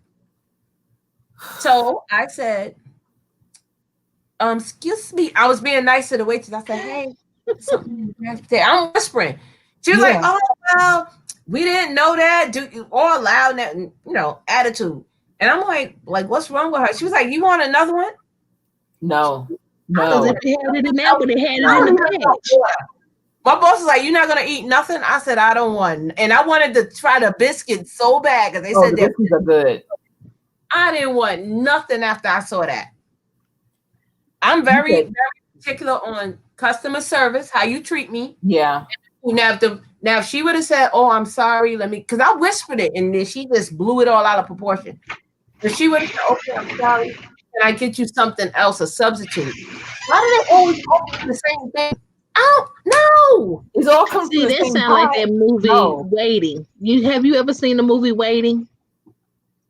Where this one lady was complaining about everything on her plate. And I'm not saying with you, but it's a movie called Waiting. That movie will make you not want to send anything back. Oh, yeah, no, I don't. Because when they brought it back to her, if she had known what was put in her potatoes. What station is it on? It's an older movie. It's about 5 or 6, if not, but it's called Waiting. And this, she's up there being all this and this. They put private hair in her food. They did all. And they took it, the same food that she sent back, and she up there said, "Oh, this tastes so much better." And I'm like, and one thing my ex-husband as a chef told me, never. He said, "Don't send." He said, "If you send," he said, "Don't send it back. Just ask for something else." Yeah. Ew. It's I don't know what it is. I don't know if it's fish or what. It's seafood. But when they bring it to you, it's moving. You ever seen that? No. What is that? Yep. JJ, I know you had to see that. It's some kind of a seafood. Is it alive?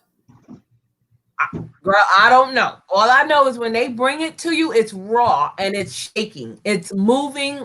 I'm not eating that. That's told by said squid. Is it squid? Octopus, maybe. You've seen it in England? Yeah, I used to have a picture of it on my phone, like the video. I can't find it though. I would have showed you that. Wait, he said, prime example, when they get a delivery, always watch that truck will never have a logo or name on the side of their truck. Oh no. No, I don't think it was squid. Octopus. I think it might have been octopus. Snail or octopus, yeah. It literally okay, you know how when you're making chicken breast and it's with no skin?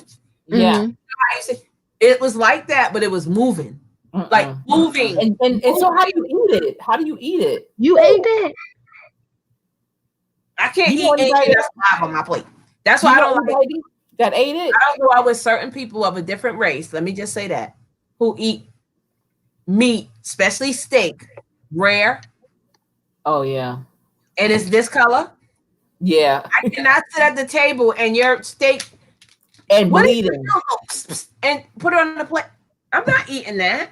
And then when they cut it, it's so blood. Good. Yes, I can't. Mine have to be firm. It has to be firm, and it can't be bleeding. I like medium well. I need my meat cooked.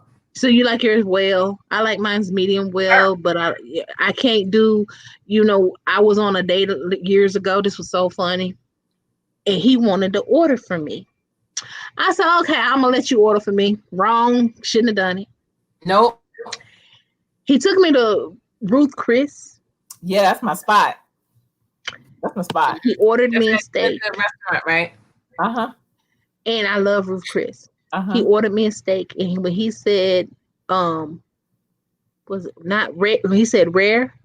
I said, I said, baby, you can bring him his rare, but mine's needed to not have no blood in it. She just started dying laughing. It needs to be dead.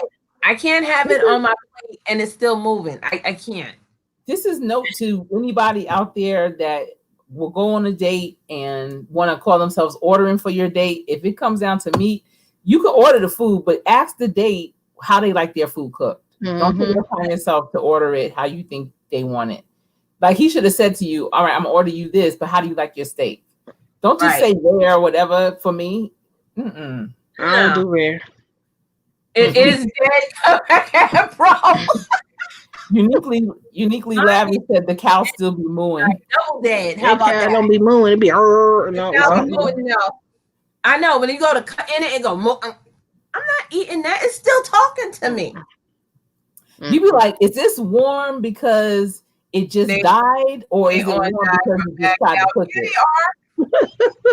They are gonna, because that's what happens. They say it come from the meat not being cooked, and it can get to the human like that. Yeah, like the parasites and stuff. Mm-hmm. Yeah, you have to be careful with that. Hey, Tina, I enjoyed Tina this morning.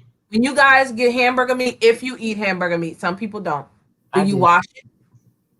I wash my hamburger meat. I learned that. Yeah, I wash rice too. I just learned that. Yeah, you wash your rice. Wash your rice. Mm-hmm. I use ground turkey most of the time.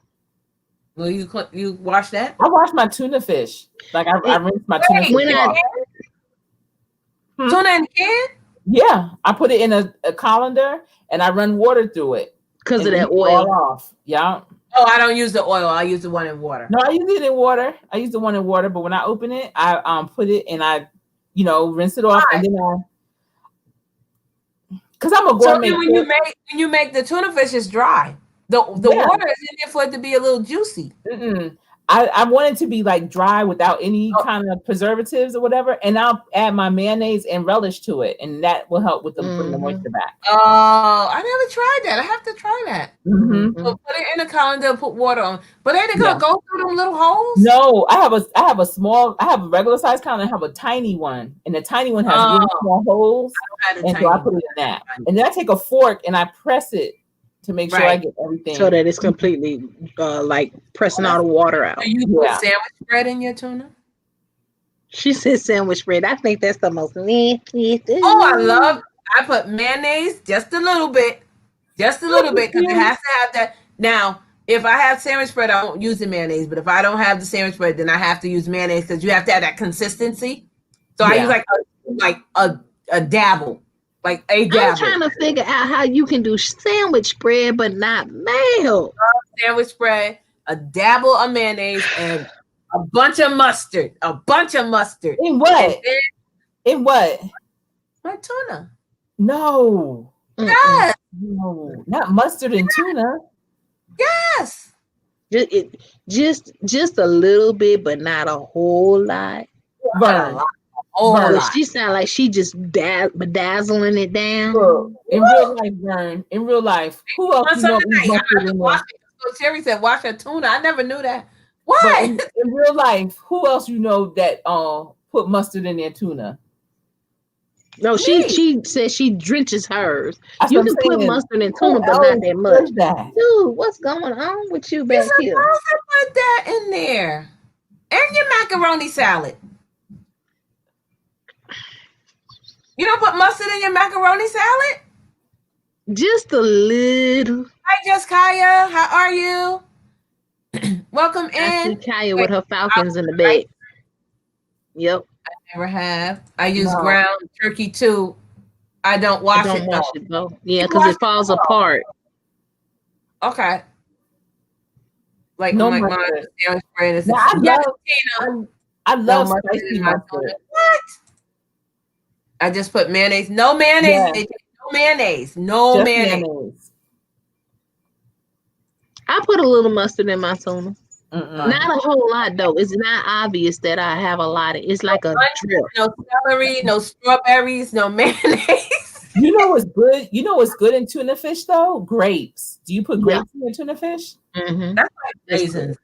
No. Don't tell me you put raisins in your salad. No. Well, I will. Cranaisins. What's it called? Cranaisins. Okay, well, Vern, I love carrot salad. She don't eat carrots, so. I eat carrot salad with the raisins and the pineapples in it. Do you eat your tuna hot? A tuna melt, yeah. Right, tuna melt. You do. What about tuna casserole? I can eat a tuna casserole, but I don't do it. I haven't had tuna casserole since I was in the Navy. That's cat food. Especially with casseroles. Huh? I don't do casseroles. I'll do a breakfast casserole, but I won't do a regular casserole. What the hell is a string bean casserole? I'm not a good cook like that. I was gonna my son with his birthday, I was like, what you want to Ground eat? chicken? I Yeah, never heard of ground that. chicken is good. They have ground chicken. What Ground chicken is going on. brown chicken? Ground chicken, just Oh like you yeah, get ground turkey, ground yeah, beef. They got ground chicken. yeah. Never had a tuna melt. Tina, See, you never had a tuna melt? Tuna Oh melts my are God! delicious. a tuna cold. Yes. As told by Careful. Tuna melts are delicious. I love tuna melt. Tuna I melt's haven't had good. tuna melt in a long time though, and I know it didn't Okay. have mustard in it. I know you said macaroni. Do y'all like spaghetti and look at Y'all see Kat. that one? Y'all see that, right? You see you see that one, right? The spaghetti, and I only eat angel hair spaghetti. I don't eat the thick spaghetti. I like The thin angel, spaghetti too. I don't like thick I was I only spaghetti. gonna eat angel hair. I was going to use spaghetti noodles to make lasagna because I don't do good. I don't know how to make lasagna noodles, and I was going to basket weave it and then put the Okay. sauce and stuff. So what is it that happens with your lasagna noodles? Yeah, because they about this long and this thick. A lot happens. Have you tried the ones that you can bake? Let me tell you what happened with those. So I had 2 boxes. One that I didn't know they were 2 different boxes. One was the one you bake, and then the one you boil. I was reading the directions on the one you bake, but cooking the one you boil. So I had to call that lasagna Crunch and Munch. Well, I was gonna say it had to be crunchy. It And had to be. then if it's not that, then it gets burnt. So then I make blackened lasagna often. Okay, So Blackened lasagna is pretty good. it's not by choice. if the cheese gets a little crunchy once you cook it, yeah. I forget it's in the oven sometimes. So I was thinking I can make spaghetti noodles. So I was like, if I basket weave the spaghetti noodles and put it in the pan and then put the stuff, maybe that'll be the same difference. It's all the Yeah, you same. said you like cooking and grilling. Okay, Coach Sherry, when you put your noodles in the water, do you put olive oil in the water with a little bit of salt? Do you Oh, not? look at what design said. Use veggie Veggie noodles. noodles. See, I do veggie. I know Walmart carries the veggie pasta. Hey, Caribbean Veggie Queen. pasta, and it's really good. But you may be cooking it too high. You got to cook it on a medium and stir it every now and I then. never stir it. That never That's happens. why. What do you guys do? Greens like collard greens and kale and spinach and. I do greens. I can do kale. I don't do poke salad. Wait, my brother is here. Hold on. I just saw his name. I can see it over there on that one. I can't see it here on this one. Hold on. I just saw him come in. Blacklight Records is here. No hot tuna. Blacklight Records, where are you? Say something. Tina said no I hot see your name on YouTube, but I don't see your name here. I don't do a whole lot of hot tuna, Tina, but certainly I do like a tuna melt. Right. No mustard and tuna. Okay, guys, if you guys don't know Blacklight Records, please, I'm going to tell you about how I met him. I don't even know how I met him. I just seen him one day on my subscription list. I don't even know from who. Went into his stream. You know me. I go into everybody's stream. I don't care who you are. Mm-hmm. So he has a Jamaican accent. That caught me right there because you guys know I'm 15% Jamaican anyway, right? I claim that. So he starts singing. I'm like, oh, yeah, nice voice. And he starts talking. He's like me. He's very motivational. Fell in love. I love me some Blacklight Records. I'm vouching for him. If you guys do not know this channel, go over there. He just got monetized like the other day. Oh, congratulations. Check out Blacklight Records, guys. That's my brother. I'm telling you right there. I love me some Blacklight Records. He said no mustard and tuna. Mm-hmm. Yeah. I feel like that's not good together. Cold or room temp. What? Mustard and tuna fish. You just don't put a whole lot in it. You don't put a whole lot in it. You know what I'm thinking? Guacamole might taste good in that. With mustard? No, without mustard. Oh. Just in a tuna. Hey, Denise. Well, you can do that. You just cut you can either make it or you can get the actual avocado and make you a really nice tuna sandwich with the avocado. Have you ever had Avocado in deviled eggs. Yes. That's delicious. Yes. I didn't think I And would you like it, sprinkle but some bacon bits on top. yes. I have a Oh, that sounds recipe where good. you can do is it pumpernickel bread? It's an Mhm. open Okay. faced sandwich, and you can do you some shrimps with the avocado, Busting and and springing the tuna. Thank you you, Denise. Thank you. put the Yes, it is. you put bacon bits on it, and you can Yeah. bake it in the oven, and it comes Don't out do really one good. more too. Wow. That's You not rare. That is raw. have don't put the guacamole in the tuna. Asked told by Tina. She said, "Don't do that." She said, "Please don't do that." So guys, I want you to listen, and I want you all to try to be there for tomorrow. Coach Sherry's going to tell you what's going on her channel. Yes, I will be tomorrow, 6 there. p.m. Eastern Standard Time. Burns Junk Closet, myself, Nikki Nichols are going to collaborate, and we're going to have a great conversation on work from home opportunities, whether it's as an employee, as an independent contractor, or as a business. And we had this conversation before on Vern's channel. You can catch her replay. And we're bringing it over to my side of things. And I'm just so excited. I can't wait to share this information with all of you. Please come join the chat and share with us questions, comments, concerns that you have. You know, you might have some thoughts. You may be on the fence on what you want to do regarding working from home. How can you do it for yourself? And that's what we're going to be there for and discussing tomorrow, 6 p.m. Eastern Standard Time. Mhm. Hey guys, I have a live on Sunday. It's going to be called Is Beauty in the Eye of the Beholder? I want you all to come out and talk because people see beauty as different forms. Okay. It could be physical, it could be spiritual, mental, it could just be the way someone talks, how they hold themselves, and maybe they're not physically beautiful, to the world, but we're going to talk about all of that because we need to. I've been seeing this a lot going around on YouTube with I don't know if you guys probably don't. I think it's Beverly Johnson and her daughter. Mm-hmm. That my mom told me I don't have to be light skinned to be beautiful. Because I guess people used to tell her she wasn't pretty because she was dark skinned. Wow. What the heck? Like this colorism thing that we have amongst ourselves. Mm-mm. Okay. I never hear white people saying, "Oh, you so white." Like, no, like, what the heck? Girl, So you we so pasty. talk about is You think you don't hear none of right, that. but still, even I've seen people that were pretty, okay, by physical standards, and they opened their mouth and they were so mean and nasty and ugly. Yeah. You're ugly. I don't care how you look. And then I've seen some people that, like I said, not by beauty standards, but But it's what spirit come and out. aura. Yes. It's just like, you don't even see that. I've Yeah. seen people with birthmarks. I just seen a family. It was 5. It was the mother, the father, the brother, the daughter, and I think one of the brother's son. So the daughter and the son were of age. They were like in their 20s. Then the mother and father, and then the grandson. They all had a birthmark right down their face. I should have saved the picture. If I see it again, I'm going to save the picture. And it was a beautiful picture. And, I was just saying, oh, that could be used for is beauty. Is it in the eye of the beholder? Deep. Like, no, it's not. Right. Have you ever seen teachers that tell a kid, "Oh, you're never going to be nothing. Or you can be a janitor." That's ugly. That's That's very ugly. You know what I'm saying? Mm-hmm. But you got to look at like my mother's generation, and I hear her stories.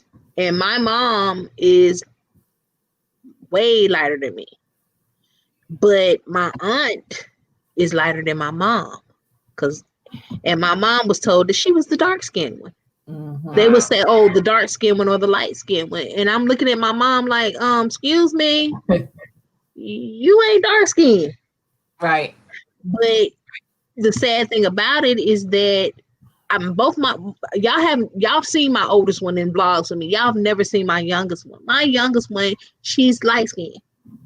And you know how you just talk, but she's like, why couldn't I have been dark skinned? Because I wouldn't have this and I wouldn't have this and I wouldn't. Like, there's nothing wrong with your color. Right. And I tell her, I say, I got a caramel drop and I got a chocolate drop. I love both of y'all just the same. It's so funny. My oldest one took me to get tested for Fenty. She's a 420. I was a 400. We took the other one. She's a 370. So you got 3 different shades in the house. But I told him, I said, you know what? What really made me proud, but over the last year, is my oldest one started embracing her color, her hair, her natural. Oh, you seen it, Tina? Tina, if you see it again, get a screenshot and send it to me. If I see it again, I'm gonna bring it. If any kind of pictures that you see that maybe people would think, oh, hey, Mr. Fulton, maybe think that person isn't beautiful. Like, bring it so we can like view it and talk about it and show it. I've seen another girl. Because albinos are Black people. Yes. Albinos are Black people, but because of how they look, people may as being white when they're Black, or something like that. Well, I've seen twins. One was a Black child, one was a white child, same mother, same father. Yeah. And so we're gonna talk about all of that. Like, when you see people with those kind of birthmarks or things like that, I always wonder if everyone in their tribe in Africa, wherever they are from originally, if that's something that everyone has. It's a mark. Yeah. I always wonder. You know how there's certain things that there's a lot of people a beautiful girl. She's actually a model now. I think she might be in her late 20s by now. She's African. She's Black like us. She has blue eyes. However, in her tribe, they said she was defective, and they banned she had blue eyes because she had blue eyes. And they don't understand that we can be born with blue eyes. Yeah, right. How a Black person can be born with blue eyes, and that's how she was born. How she came out the birth canal. But they figured they see her as ugly as a demon or something. You understand what I'm saying? They see her as bad. Yeah. Well, it's just like I think if you're in the Asian community, most of them have Black hair. Their hair is Black. But if one of them is born with a lighter shade hair or something, they consider sometimes for them to be, depending on which one they're from, that's a defect. Yeah. And it's not. It's really not. Of something. No, dimples is a defect. Did you know that? Wow. Is it? Dimples is a birth defect. Yeah. Or the cleft chin. My sister-in-law has green eyes, and my brother has a blonde beard, like a pure blonde beard. Two of my kids in the summer, this part of their hair is like a streak, turns blonde for some reason. Even if they're not in the sun a lot, just almost like the change of the season, it changes the color of their hair. So it's just my husband has a happy face. It look just like a happy face, 2 eyes and a smile, but it's white, and my daughter has it too. See, wow, and my mother-in-law, yeah. But because they grow their hair out, you can't see it. But if my husband gets his hair shaved, you can see it really clear. Yeah. He'd be like, "Oh, that gray in your hair." He'd be like, "That's my birthmark. It's not gray. Like it's always been like that." But you have some teenagers that have gray hair. Yeah. And really and truly, they're like, the old wives' tale is that's good luck. Yeah. Sometimes I just look at it this way. Like in my family, my mother has a mole here, and I don't know if y'all have ever seen in my vlogs. I have a mole here, but I also have one that lines up here. And folks think that I draw this one here. And that used to be what they did back in the day for a beauty mark. Yeah. And I'm like, no, my mother has a mole here. Everybody in my family has a mole somewhere, either here, somewhere here. I'm like, huh? But when I said, well, at least mine's can't hit. But when I see my mom with her mole here, I think it's the prettiest thing. Yeah. And I bet you if you go back to trace your roots, wherever you're from, there's a lot of women in that tribe that has moles just like that. Like my family all freckles. And so I have all freckles. And like Mary J. Blige, she was married to her husband, his daughter. She's on that show, hip hop thing.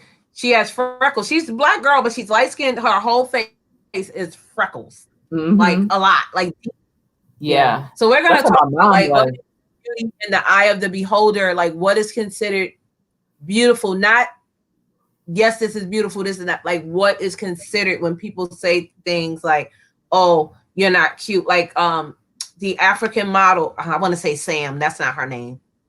The African model, the short hair, Alec Weck. Okay. She's gorgeous. but to some men, she's ugly. Just like the girl that played in Panther. Mm-hmm. She's beautiful. You know, no. So the end. You mean the one that played? You said the one played in Black Panther. Played in, she played in her niece worked with me at the bank that I used to work at. She played in 7 years also, didn't she? I mean, 12 Years a Slave. Yeah, the one that was coming out of cotton. Nikita. I can't say her name. Yeah, instead of in Napanga, whatever. Yeah. It's and I think she has the prettiest skin. Every time I see her, I just look at her skin and I'm like, wow. It's just so nice. It looks like it's just nice and smooth. And and when I grew up in New York, there was a lot of stars like what's his name? James Brown, Lena Horne, Dizzy Gillespie, Illinois Jaquette, like literally right in where I live at. And I didn't know, but Lena Horne used to pass for white. Yeah, she could. Back in the day. And when I first seen her as a little girl, I thought she was until my grandmother said no. She can just pass. Yeah. Now, but see, back in the days, it probably was for her safety. Now, I don't know if she wanted to do it on purpose or if it was just because of a safety issue. But I know that some of us did pass for white, the lighter skins, because it was for more of a safety reason, or they could get work. They could get work because people thought that they were white, so they could work and feed their families and stuff like that. And a good movie, I think we talked about it before on your stream, was The Imitation of Life. Oh yeah, that's a good one. Love it. Mother look like mom. Me and my mom, if I'm home, we'll watch it. If it comes on or something, we'll watch it. And she's like, she's like, but you got to understand, because I'm a 71 model. So a lot of things that I did not understand until I actually got to look at the movie The Help. I didn't understand that they had laws that prevented them from speaking. I'm like, why didn't they speak out?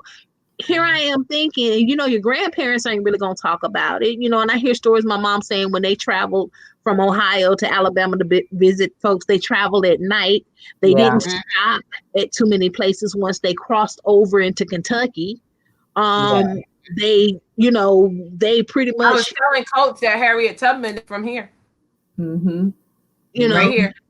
And when you think about it, you're like, well, why did they do this? And well, it was because they had all these crazy laws. And again, what was his name? Roland Martin stated that if you were born 1971 on, you technically were born free of any kind of Jim Crow or slavery.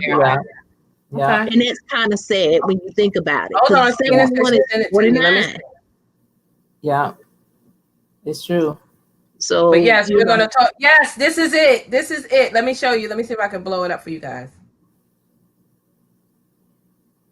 Oh, it keeps going down. Let's see. Can you guys see it? Oh wow. Oh yeah. Wow. Oh wow. Yeah. Wherever they are from. We're gonna talk about everybody looks. Like, I don't know if this is what's the thing Michael Jackson had?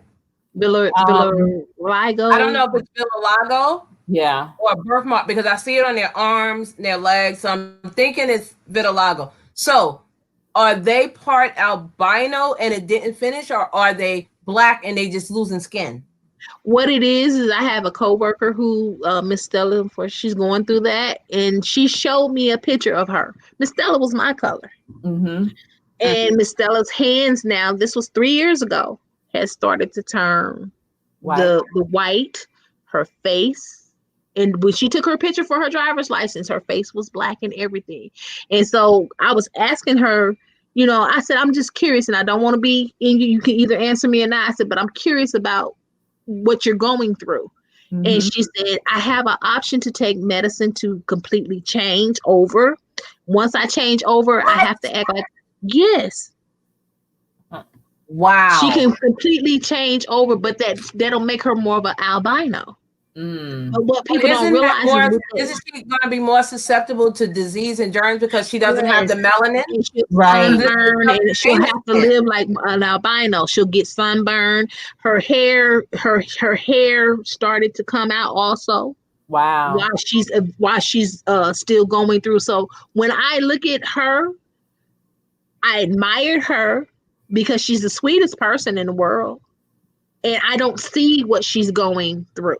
I see her as a person. I don't see. Why but did I she do lose know her hair? Because it's be- taking out the follicles. it takes, yeah.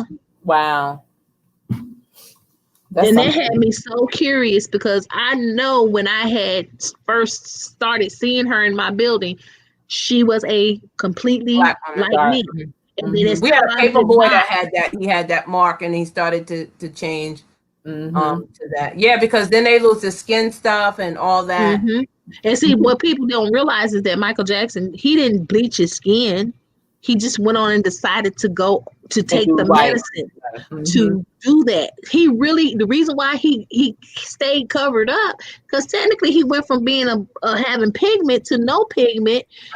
He was an albino. He probably had to take a lot of vitamin D when you're like that. Yes. Yeah. Yes, that man wasn't bleaching his skin. Just he went on and decided to do what some do and what some don't. Yeah. My grandmother grew up in South Carolina. It was 15 of them, and she had 13 sisters, and they are biracial, and they hated being fair skinned, and all of the sisters vowed that they would not have children that would go through what they went through, growing up. And I mean, they were born from like the 1900 to about the youngest was born in maybe 1932 or something like that. And so they all, when I tell you, they all married the darkest men that they could find. Oh, I thought you meant they didn't have children. Oh, they so that their children could have color, they would call it. You hear a lot of stories about that. Yeah. But some of my grandfather's sisters, because he was half black and half, my great grandfather, they moved to DC and passed for white. And when he died, my mother said that his sisters heard about his death. They never would come to visit or anything, but they were standing far off, and only the sisters could go and speak to them. Like, it was just the weirdest thing, but that's how some people, did it. Because Denise said, like, people talk about people's weight and hair. Yeah, we're gonna get into all of that because I've seen some women, and this is just my perception, that are larger. Everybody that's larger doesn't mean they're healthy. Everybody that's skinny doesn't mean they're healthy. No, however, we know that obesity runs in the Black community. I'm sticking with us because that's what we know. I don't know about the other people, but for Blacks. However, I do think you could still be in good health and be heavy because of your bone structure. Look at and I'm gonna say her name wrong. Sue, the Black lady who they took a picture of naked, and she had a really large derriere and big breasts. Oh yeah, from back in the day. Sue, not Sue. Start with an S. I want to say her name is Sarah Ann. Sally Ann. You know what I'm talking about. I don't know why I don't know this off the tip of my tongue, but I can't think right now. But you talking about like from back in the day, right? Yes. And then they had her in like the circus and stuff. Yeah. They tried. Yeah. I know what you're talking about. I don't know her name, but I know what you're talking about. But people trying to get like that now, though, right? Yeah. They're trying to get like that right now. And then some of them, if we really go back, they got it in their bloodline because they had a witness. Yeah, whatever. Anyway. Sarah Bartman. I know it was an S. Sarah Bartman. So listen, we're going to talk about her too, with the weight and the hair. Because I've seen some larger women and they dress so beautiful and have their hair and their nails and their makeup, and you don't even notice them.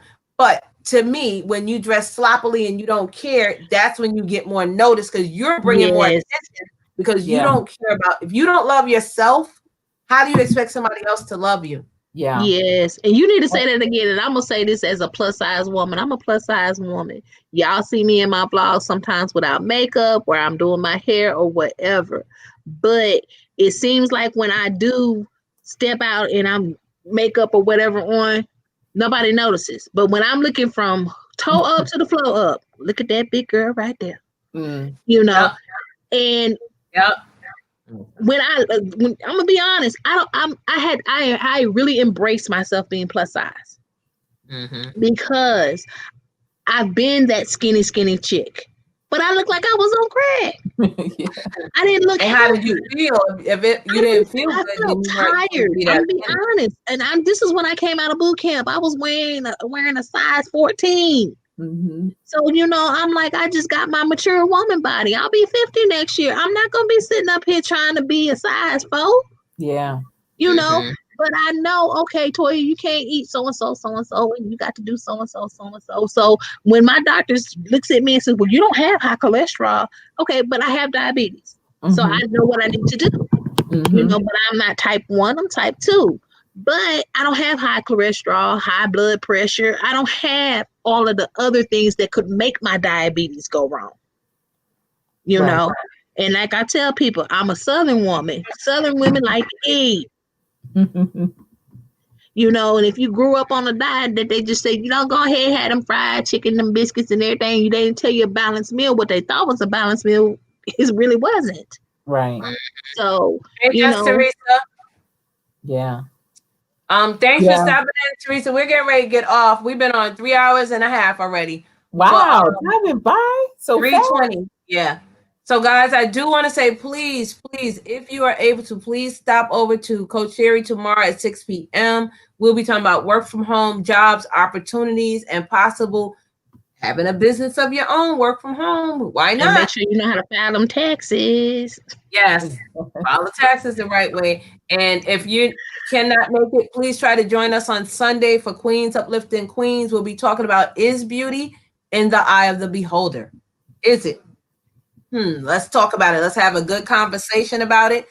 So, guys, I want to thank my panelists. We got Coach Sherry and I am just Nene. Thank you guys for coming up. And again, if you guys are interested in Lose the Weight, Save the Cash, let me know. I will add you to the group. It's an awesome group. We are having so much fun. We're losing 5 pounds, but we're going to save $500. You can't beat that. So, thank you guys. We're getting ready to get off. I appreciate you. Girl, I seen that. That's why I popped in to see if you're going crazy. No. Oh my God. We talked about everything under the sun. But, guys, today is a good day to have a great day. Never stop dreaming. Keep going for your goals, no matter what they are. Your YT cheerleader is here for you. I love you guys. I wish you all the best. We will see you tomorrow at 6 p.m. on Coach Sherry's channel. Okay, she did a thumbnail, so make sure you put the reminder on, and it's scheduled. And I love you guys. Peace and blessings, and love and light to you all. Love and light, guys. Yeah, have a good night. Guys. I appreciate you for stopping up. We had some good conversations, didn't we? Did. I enjoyed it, Vern. Thank you for having us. So I'm ready for tomorrow. Me too. I'll see you later. I enjoyed it.